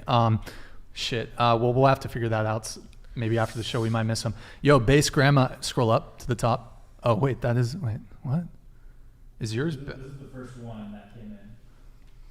Oh, okay. That's fine. We'll do that. Can we go around the table and get everyone's SAT score? Some of the ladies can barely string a proper sentence. I'll fucking do it. This SAT score? I didn't take the SAT, but I did take the ACT, and I got a 34. You got a 34? Yes. Anybody else? Anybody else? In Australia, we don't do SAT. Do you have something else? Yeah, it's out of 100. I got an 87. Okay.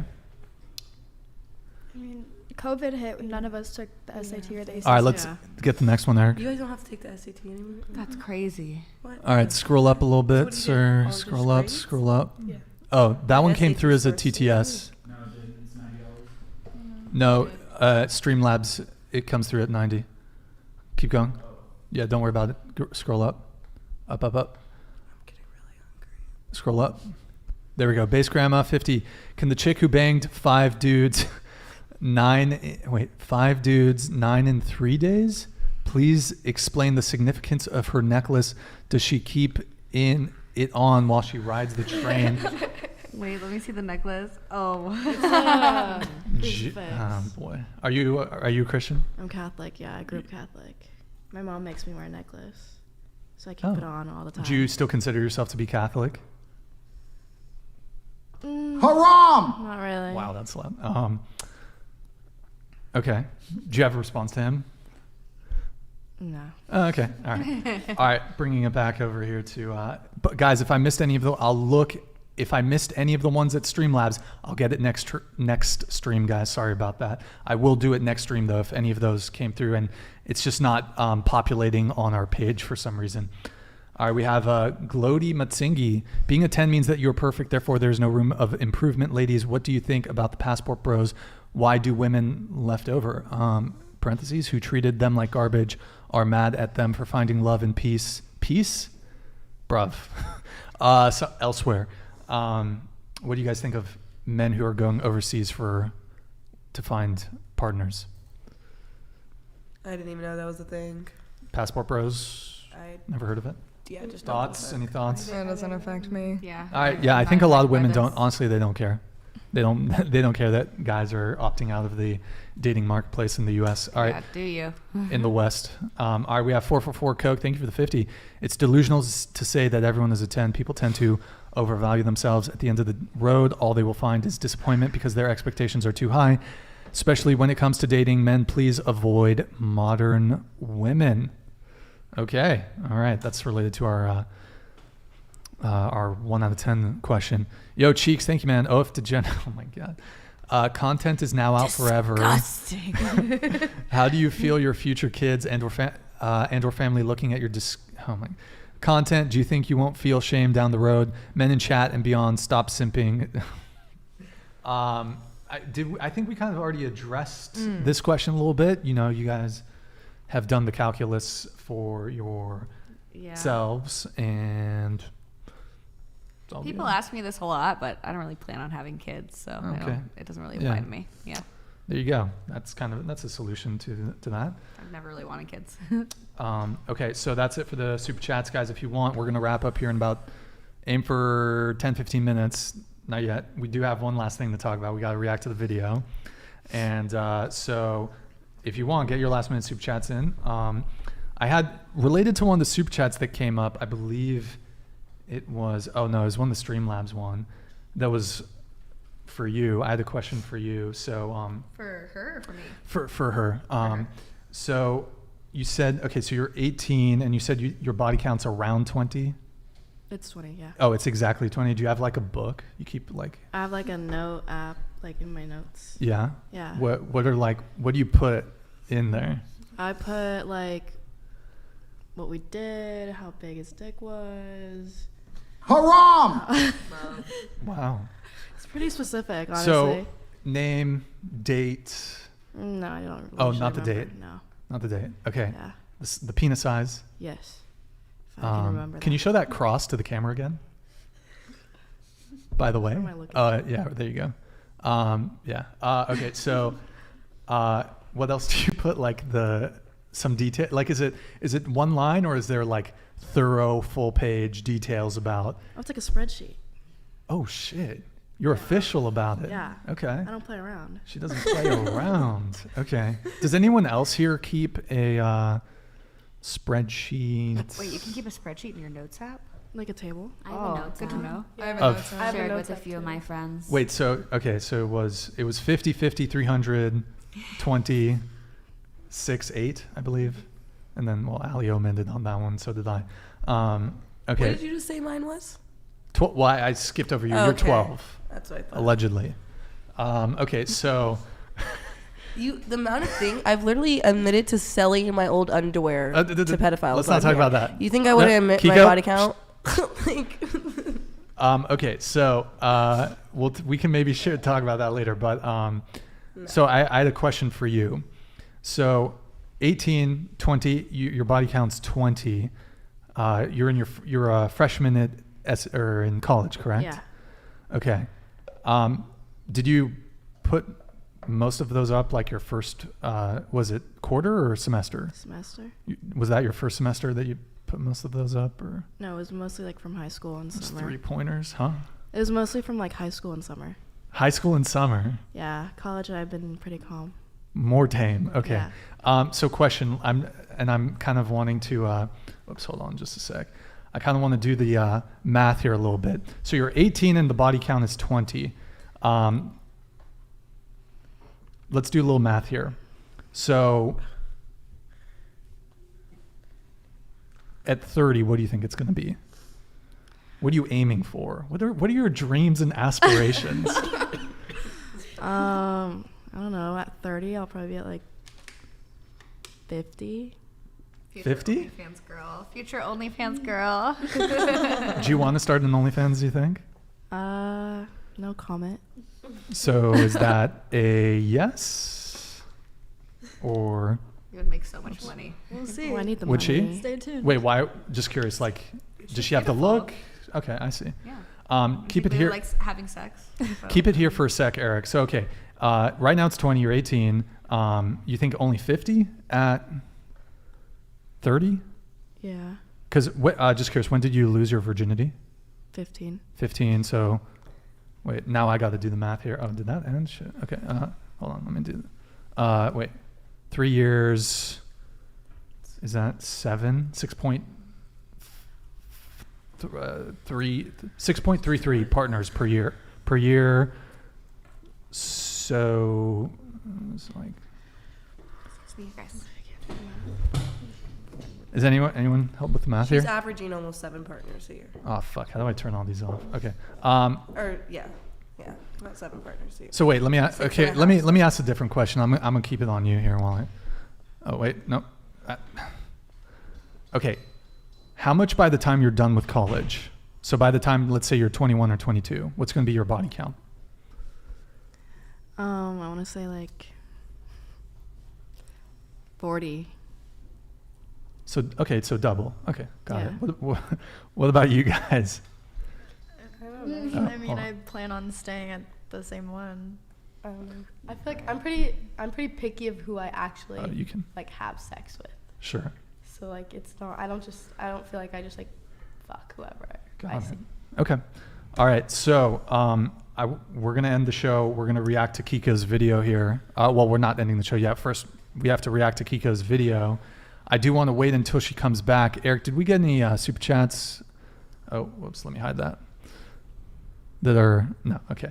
Well, while we wait for her to come back before we play the video, then we're gonna wrap. Does anyone have any final thoughts or questions? This is your opportunity if you want to get something out, a dating, your hot take related to dating. hot takes? Any hot takes? Most controversial dating opinion? Maybe you want to peg a dude. I mean, Oh, wait, actually? I mean, now that you brought it up, like, I kind of want that power dynamic kind of thing. Like, doing it from the back, that sounds so fun. I would never be able to look at him again. Yeah. I would die. I would never be able to look at him again. So you're saying you want to peg your boyfriend, basically? Would you respect your boyfriend after you pegged him, though? What's the question at hand? I mean, I think Into that the if we mic. ever actually went there, like, realistically, yeah, I would still, like, he let me do that, I would respect him. But I'm just talking about, I'm trying to hit doggy one time in my life. You're trying to. Absolutely. Have you brought it up to your boyfriend before? Listen, after this show, I want you to call him up and be like, listen, I had a revelation on the whatever podcast. I want to bend you over and just clap them cheeks. You know what I'm saying? Actually, can you call him up right now on the show and ask him? Actually, no. We can't call him, but can you text him right now and ask him if he's down to be pegged? And we'll, by the end of the show, we'll see. Just text him. What's his name? Is it Cornelius? What's his name? It's Jonah. Jonah. Mm-hmm. Jonah the jackal. Okay, text him right now and be like, babe, listen, I love you. Do you guys love each other? Yes. Have you said, okay, babe, I love you. I want to peg you. Fulfill my fantasy. Honestly, Can you text him? I have. Oh, you we brought like it up. joke about Oh, it. shit. We Huh? joke about it, but he has like always been like, nah. But I Okay. always press it, You press. like jokingly. So, but you low key actually want to peg a dude, aka your boyfriend Jonah. I guess maybe. Into the mic, they can't hear you. Say it with your chest. Here, this is what. Remind me what your name is again. Emily. Sorry, I'm terrible with the names. Emily. I want you to take a deep breath and say, "I enjoy pegging men." Say it. Well, Do it. I can't enjoy it if I've never done it though. Say it. Go. I hope to enjoy making men. Okay, all right. I don't know what I'm doing. All right, let's pull up the video and then. I'll just read it right now. Why not? Mac, yo, thank you for the 50. What are you giving your husband that you have not given another man? How do you respect the title of a husband? You get last name, ring, inheritance. Even if the husband get a kid, he becomes second. Do you want to? Is this directed at someone? Does anyone want to answer really quick? Just Yeah, I mean, what am I giving my husband? I'm giving him the fact that I'm gonna say I'm married to them. Put my last name attached to theirs. Pretty sure they can't pop a baby out of their peen hole, so you're gonna need me for that one. So unless you figure out some way you're gonna do that yourself, I would say it's kind of hard to negate, just skip over. Besides the fact that you're gonna give him a kid, like that's not a whole entity being that you cannot produce on your own. do the rest of the girls concur with Keiko's position? Concur? Do you concur? Go ahead. I mean, well, yeah, things that I wouldn't give another man would probably be a kid, commitment for the rest of my life. Yeah. Have any of you seen Catch Me If You Can with Leonardo DiCaprio? Critically acclaimed film directed by Steven Spielberg. Nope. Video? Do you concur? Okay, all right. Let's pull the video up. We're going to get the reaction. Which one is it? The Keeko pod video. Nope.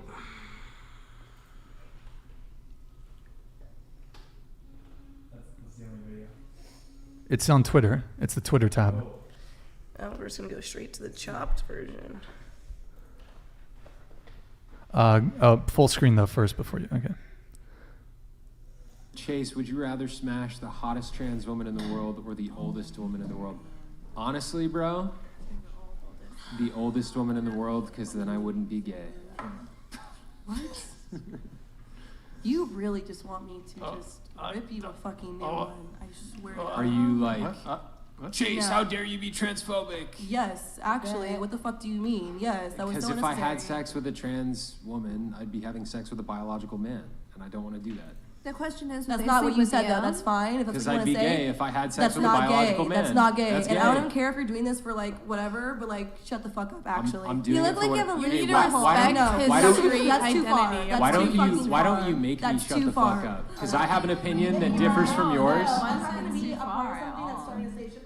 This is like Inception. I mean, that's really But hateful, she's bro. not. She's not. It would technically be homosexual.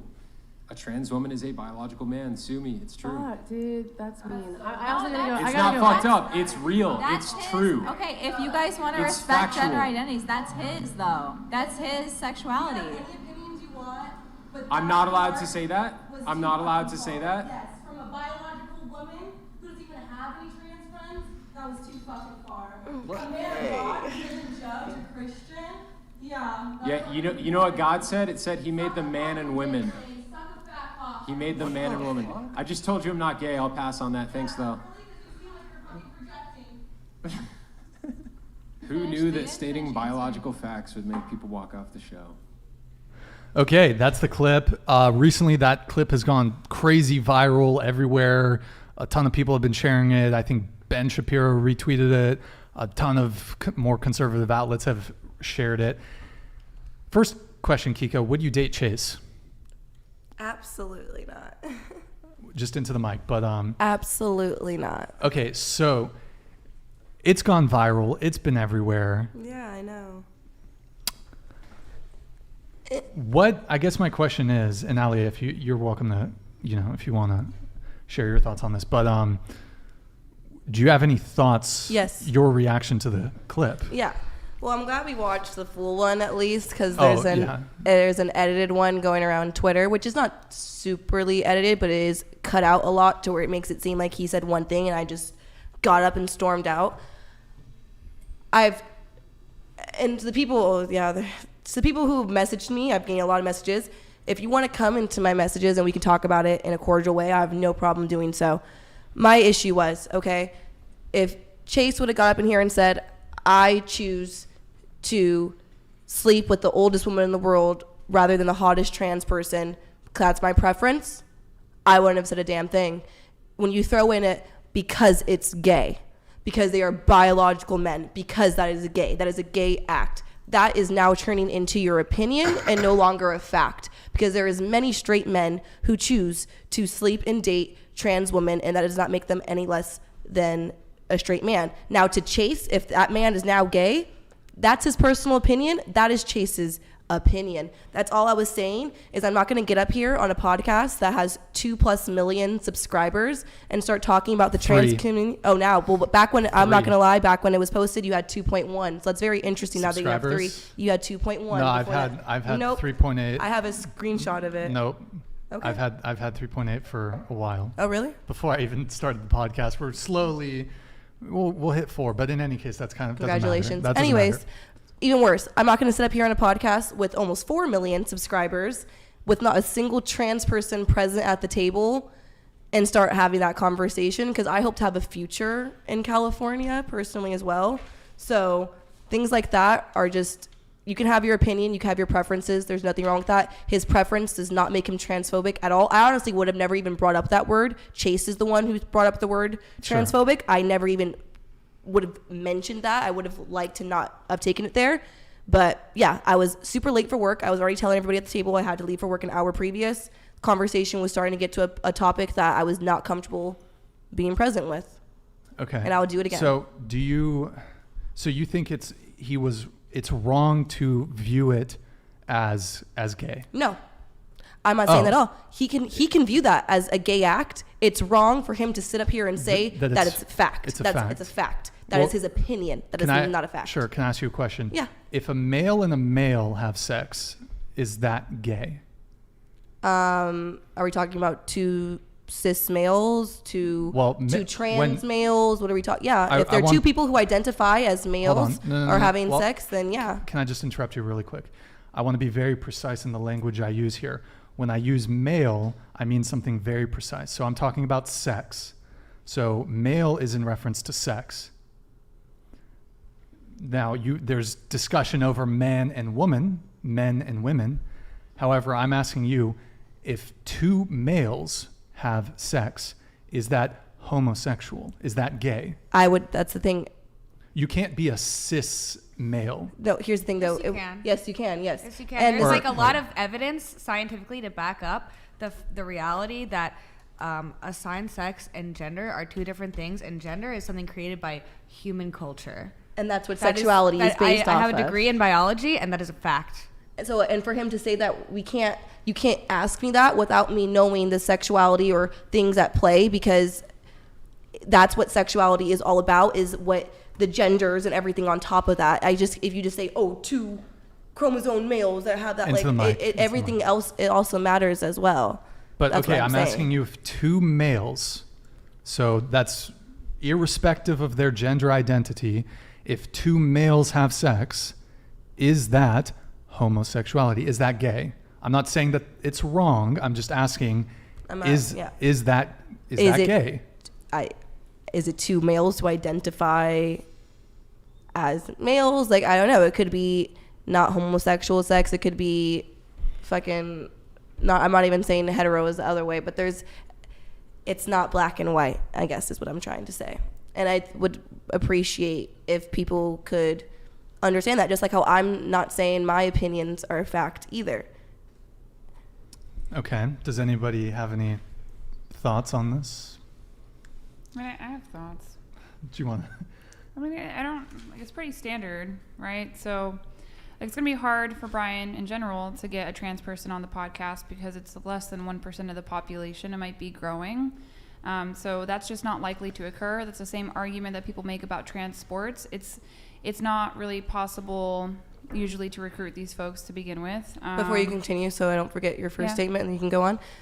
Okay, it's not something we need to talk about to begin with, though. Yeah, we don't have to, but he just asked for my opinion. I would say, we should probably do away with gender. I think Americans are really ignorant about gender. They want to say that it's a social construct. They don't know the history of it. You all should look up Margaret Mead.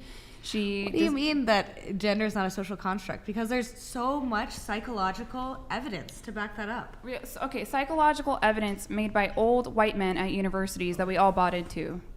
They decided to push this stuff down our throats. But I will say, Americans are just ignorant on the history of gender. There's a woman, Margaret Mead. She's an anthropologist. She observed that there were multiple genders in other cultures. They were all finite. There wasn't 72 genders, and it wasn't non-binary, it wasn't fluid. Other cultures, not typically an American culture, it could be a new thing, that's fine, right? But other cultures, there's been documented 3 genders, 4 genders, there's never been more than that. So we like to say gender's a social construct. Do we really know what that means? Are we educated on it? You just described gender being a social construct just now when you say that other cultures have a different understanding of gender than we do. Right, okay, but... So you're backing up the reality that gender is a social construct. If we're going to call it a social construct, then we need to know the history of it. We can't just be pontificating, coming out with 72 genders and entertaining the idea of being non-binary, which is being fluid. You know what I mean? Where is there documented that we have 72 genders somewhere? I think that you're the person who's bringing this idea up. Are you sure that's not just buzz things that were being thrown out? No, I'm positive. There's even neo-pronouns right now. But it doesn't even... I think we're stuck on... Okay, but before you continue, this is starting to get into the debate where I think maybe we will see this a lot more, where maybe it's because I don't know where you said you grew up in the Midwest, so maybe not. I grew up in San Francisco, so where maybe I can recognize these things a little bit quicker. Mm-hmm. Even, I don't care if there's a written documented article or not, because it goes back so far now, where there's so many things that get thrown in conservatives' faces to make that the right or liberals or people who are the LGBT to seem insane, and they just bite onto it. Like I remember I saw people really believing that LGBT people had a problem with Santa Claus being a man. People will actually believe that that's a thing, and then it becomes this whole thing. There's not many people who are gender fluid who believe there's 72 genders. I know. That's just straight shit to get thrown in your face to distract you from the real problems. Right. So less than 1% of the population even identifies as trans, and then even less than that would identify as non-binary. It's 0.29%, I think, of that particular demographic would even identify as non-binary. These are really infinitesimally small numbers. So we keep accommodating society based on this very small pool of people. That's called minority influence. Honestly, I think it's just a pathway to something much darker, something like transhumanism. But these are very complex concepts that I don't think are helpful necessarily to have on a podcast. I just think that there are 2 sexes, and most men would perceive it as like some kind of gayness to be having sex with a trans woman, and most trans women still have a penis. Okay, that was unneeded last statement, but Sorry. yeah, But if a lot of men. Hold on. Like most trans women still have a penis. What is your point with that statement? Right, most men who are wanting to have sex with trans women or something like that, like most men would probably consider that in some way, shape, or form gay. But that's their opinion. I have no fine with their preference or opinions. My whole over point is the reason why this got brought up is I was just wanting to clarify that I don't care. That's their preference. But if they want to get up on a podcast with 4 million people saying that, oh no, any single man who decides to do that is gay, that's where I have a problem. Don't make your opinion a fact is all I'm saying, especially in front of 4 million people. Yeah. Is my whole point. He does not have to sleep with anyone trans. I would never call him transphobic for not wanting to sleep with a trans person. I probably won't end up ever sleeping with somebody trans in my life either. It's personal preference. It's just how Chase, and I'll even have people who agree with Chase and they'll come in my comments saying like, I agree with him, but the way he went about it was arrogant and wrong. That's all I'm saying is you don't have to be a dick about it. He's blunt. He's blunt, but you don't have to be a dick about it. You don't have to be a dick about it. And I just want to say one quick thing. And I'll let you just come back in. So you said that your issue was that Chase was basically saying that it was a fact, right? And coming on the podcast and saying it. So are you saying that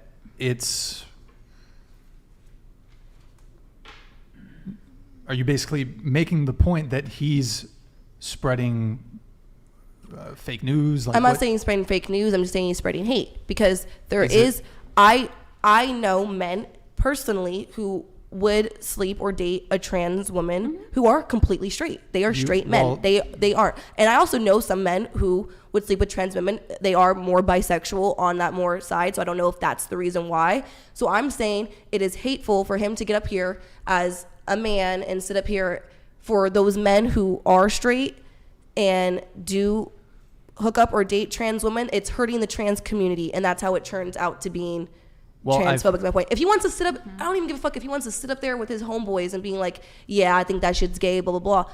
Time and place. Place. What about lesbians who don't want to have sex with trans women? They're actually finding that this is a problem. Like because they're not. Nobody's making them have sex with trans exactly. women. I'm not saying that's a problem. Trans women are out here minding their own business. Yeah. Not trying to force people to have sex with them. Right. Nobody's making lesbians have sex with trans women. Okay. And there are a lot of lesbians who love and date trans women. Yeah. But I'm saying, I think I understand where you guys are coming from. It's just that a lot of people do find some of these things to be problematic or interfering with the dating pool in general. But people would say the same thing about straight people, I think, as well. Yeah, but how is it interfering in the dating pool? Like you said, it's less than 1% of people. Yeah. So is it really interfering in the dating pool? It's not. Like, it's just them being bigots. I'm more specifically talking about lesbians. Like they're getting irritated because they'll be on dating apps and then there will be trans women there. Speaking as someone who has participated very heavily in the lesbian community, lesbians don't feel that way. Yeah, I've never heard this either. That's literally one soul experience. Let me say my experience as well. Hold on. So like you as a woman who dates women can speak for all lesbians. I'm just saying that this is an issue that I hear from outside of the community. I hear straight people say this, and I never hear lesbians say this. Right. Okay. Like that's wonderful. But you, as a single woman who dates women, speak for all lesbians. Well, now we're 2 for 2 is what I'm saying. But I can say that I've never heard a lesbian say that. Yeah, I mean, I would imagine it would be. I imagine they wouldn't be saying that because it's a very small percentage of the population. I get where you guys are coming from, but I think like most of the arguments about transgenderism, like it's too much to get in depth on this podcast. Like we should have started on this topic. Yeah. People are mostly just concerned about their children being indoctrinated. That's the biggest thing. That's what's so like. When I hear that, I'm like, damn, like. That's scary that you even think that's a possibility. That's not how this shit works. Maybe me, I'm from San Francisco, gay capital, I would like to claim, of America at least. Was I influenced maybe a little bit by it? Maybe. But there's the gay agenda, all that bullshit. When I hear that, I'm like, if anything, the people believing that sound very mentally unstable. Like they need to have some help because it's a lot of things going on in their own minds. It sounds like a lot of paranoia. A lot of things that just aren't true. It's not. I wouldn't say that it's paranoia. Like I think that's gaslighting a lot of parents. There is an element of indoctrination that's going on. I don't know when the last time you guys were in school. Okay, but like even in Florida, that Don't Say Gay bill, they compromised on the 3rd grade. Why are we talking to children in the 4th grade about sex at all. Well, that started bill, in 5th grade before. Just from a factual standpoint, that bill was not about teaching homosexual or heterosexual sex I'm to aware. children. It was just about representation for children that do have two dads. They wanted some sort of form of representation in the classroom, so they feel included. Well, which I don't think is as evil as you're making it out to be. I mean, I personally, you know, I think everybody's entitled to their opinion. If you don't want to date a trans woman, you don't have to. That's more than fine. But that bill, bringing that into it, it's not a don't say gay. It's just about representation for people that want it. That's not even like the title of the bill. Just one thing. Brian? We are straying a little bit away from kind of the original thing, which was about the transgender stuff related to dating. Now we're getting into the don't say gay bill. I think we should try to bring it, and I want to wrap up here in about 5 minutes, but go ahead. Did you? No, it's too big of a topic to get into at the end of a podcast. But like, it is unfair to concerned parents who see that children are pretty, easily influenced, that they're adopting some of these things as an ideology when they're not capable of this abstract of thought until, honestly, scientifically, until they're 25. To have that abstract of a thought. That's all that they're worried about, and I think that it's fair. But it's like, how can you not see that that's all they're worried about? How that doesn't stem from a place of hate or something else? Because we've had video games with these kids killing each other in these video games for years, and we've already had so much evidence that. Let me finish. I've let you finish. We have so much more evidence about a lot of other things that are having a terrible influence on our kids, much worse than them growing up to be transgender or gay. So if you're growing up, if you're raising a kid, let's bring this back to dating. Let's bring this back to dating. Let's bring this back to dating. Keep interrupting us, and we're not going to get any. We're going to lose our train of thought. But we need to bring it back. No, we're in the weeds here. We're in the weeds. It's already late. Yeah, it's not. Well, you can come on my podcast. I'm be down because I'm just like, you brought this up. Why would you wait till the last 20 minutes? We were talking about other shit, but we are going to wrap. You can come on mine. Don't worry. But no, you know, I'm getting harassed about this I'm getting harassed. My family's getting harassed about this on all social media. So if I have a chance to talk about this, I would love to actually speak about it. That's what everyone's been waiting about in this podcast this whole time. Well, we'll bring about me and Chase's conversation. We'll bring Chase back on, and I've already told you I'll be willing to go back on with Chase. Yeah, we'll do it. We'll do it. Just really quick though, we got in the weeds a little there. I just want to wrap on this whole dating thing really quick and just kind of try to end the conversation here shortly. So. Is it for example, for me, right? I would not want to date a trans woman. Is that transphobic? No.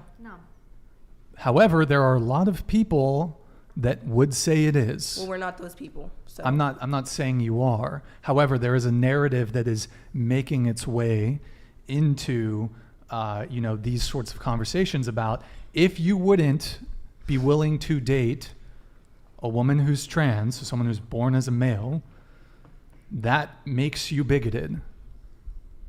Okay, well, I disagree with that. Yeah, I don't think that's transphobic at all. But there's people out there saying that. You got to get those people out there then. We all disagree with that. At the end of the day, trans people want to date people who reciprocally want to date them, just like the rest of us. Yeah, I agree. Yeah, I don't think it's transphobic for you to not want to at all. Okay, fair enough. Ultimately, though, I mean, kind of my view on this is I don't view this, and I think a lot of people rather don't view it this way too. We're not looking at gender. We look at sex. And if two males engage in sex, that is by definition and by fact, it is gay, it is homosexual. I'm not making a judgment call on that, but it is biology. You can look at it from the biological standpoint for sure, but the argument is coming from people who view biology and gender as two different things, which a lot of people do. So if you want to perceive it that way, that's fine. You don't have to have sex with a trans woman. But if people perceive it that way, they are not being forced to, and that they're completely entitled to that opinion as well. Go ahead, Keeko, and then we'll... So you would find it, I'm not putting my opinions at all, you would find it gayer for a man to have sex with a transgender woman than a masculine presenting like lesbian woman. You would think that they're more gay for sleeping with the transgender woman than the very masculine presenting biological woman just because of biology. even if she's like wearing like, you know, snapback, sagging down to the ankles, dressed just from the back, just like.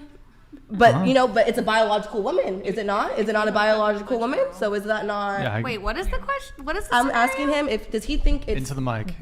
I'm asking him if he thinks that it's gayer for a straight man to sleep with a trans woman than for a straight man to sleep with a very obviously masculine woman. I have an answer for you. Women.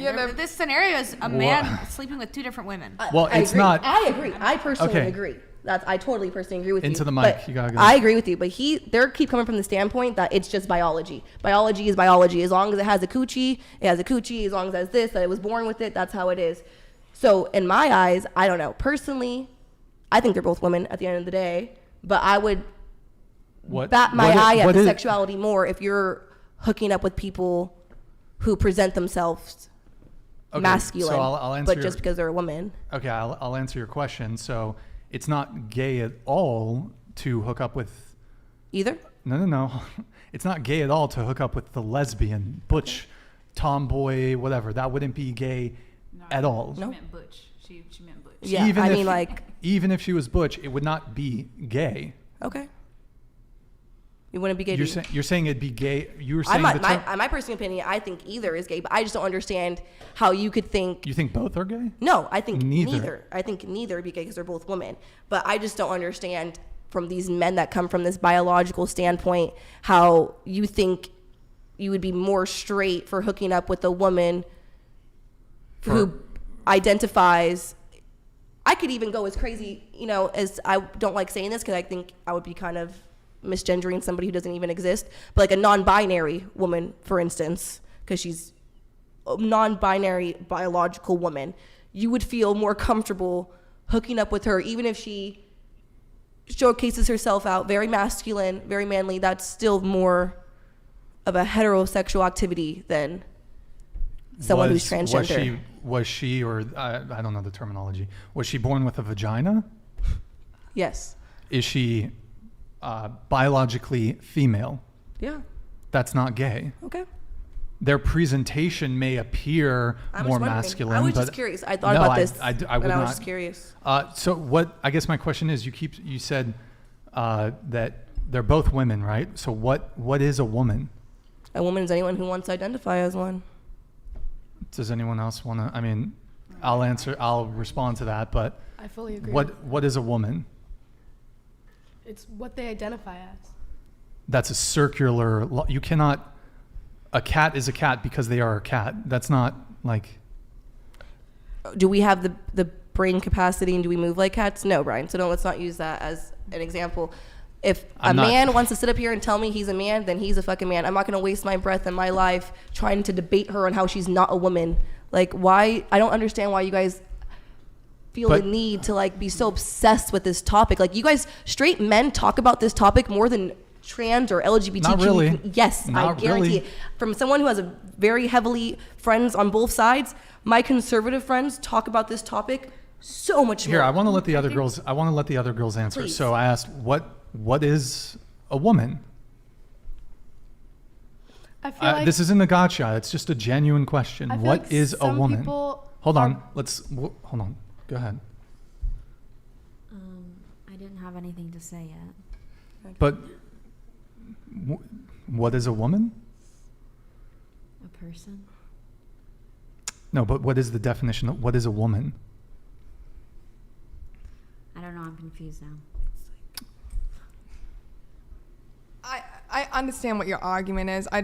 If I come out and I say a woman is someone who was born biologically a woman, I understand that that's where you're coming from. And I agree everyone is entitled to their own opinion.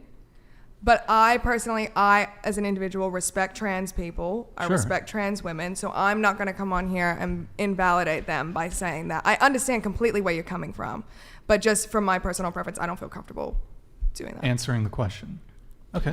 Hey, that's okay. What about you? I'm just not really interested in having this conversation about trans people anymore because you seem very clearly committed to misunderstanding. Yeah. Well, I am trying to understand. I'm just trying to get people's perspectives, but Alvin Sam super chatted $100. Can a minor identify as an adult? Can Asian identify as Latino? Get the point, Keeko? Alvin Sam, thank you. So what is a woman? I'm gonna say what she said. I don't feel comfortable. Like, this is. I just feel like that's like not.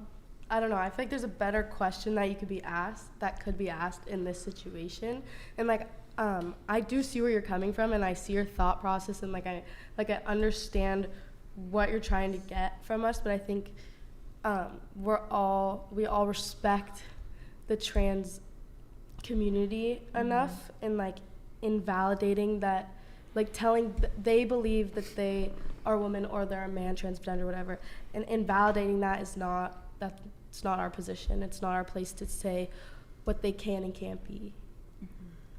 Is what I think. Aly, what is a woman? Well, a woman is an adult human female. It's the same thing, like a man is an adult human male. XX chromosomes, that means you're a woman. There are people that are born intersex. They're an incredible minority. And, men are humans who have XY chromosomes. But it's like, this is way too much to get into at the end of a podcast. Because, like, at the end of the day, like, I respect trans people. Like, most of them are contributing members to society, right? But, M. Martin super chatted $100. I now identify as Keeko. Thank you for relieving me of this burdensome 148 IQ. It feels liberating to be in the double digits. Did you want to continue? Or? No, it's just a closing statement. Yeah. Like, I think that it's possible that they're being harmed more than they're being helped by, validating an identity. Like, I think that there's a lot more statistics to talk about how these people are, very high risk with mental illness or with things like drug abuse and things like that. And so, like, I just don't think that the answer to a lot of these psych issues is to get bottom surgery or top surgery or get on hormone therapy. But that's like so much more to get into than I could do at this point in time. Please. Please. It's 11. Yep. No. Well, I think we're going to end there. You see how far the termites have spread and how long and well they've dined. All right, so we got 4 super chats. I'll read these quick and then we're going to wrap. Yo, Black Eclipse, thank you for the 50. We have Cheeks, 50, thank you for the 50. There are only 2 genders, man and woman, male and female. Fact, straight man sleeping with a trans woman is that. Stop this SJW BS. This is what the Western civilization is fighting over when we should focus on destroying our foreign enemies. Thank you, Cheeks. All right, we have Ryan, the Eating Warrior, with the 50. Thank you, man. Keeko is a science denier. Okay. We have Mike Davis with the $50 soup chat. Thank you, Mike Davis. Mike Davis now identifies as Keeko. Please refer to me by my pronouns. Hyena Chihuahua. Do you have a response to Mike Davis here? Mike, the offer still stands. You can cash at me for a conversation any day. All right, there we go. Okay, we're going to wrap up. Let's see here. We have, okay. All right, guys, that was a long show. So thank you for tuning in tonight. Thank you all for watching. You could have been doing anything else, but you were here with me. I appreciate that. Oh, okay. All right, we'll get it really quick if you can pull that up. Saul Moss, the 2 aren't mutually exclusive. You can respect the community while still acknowledging universal truths.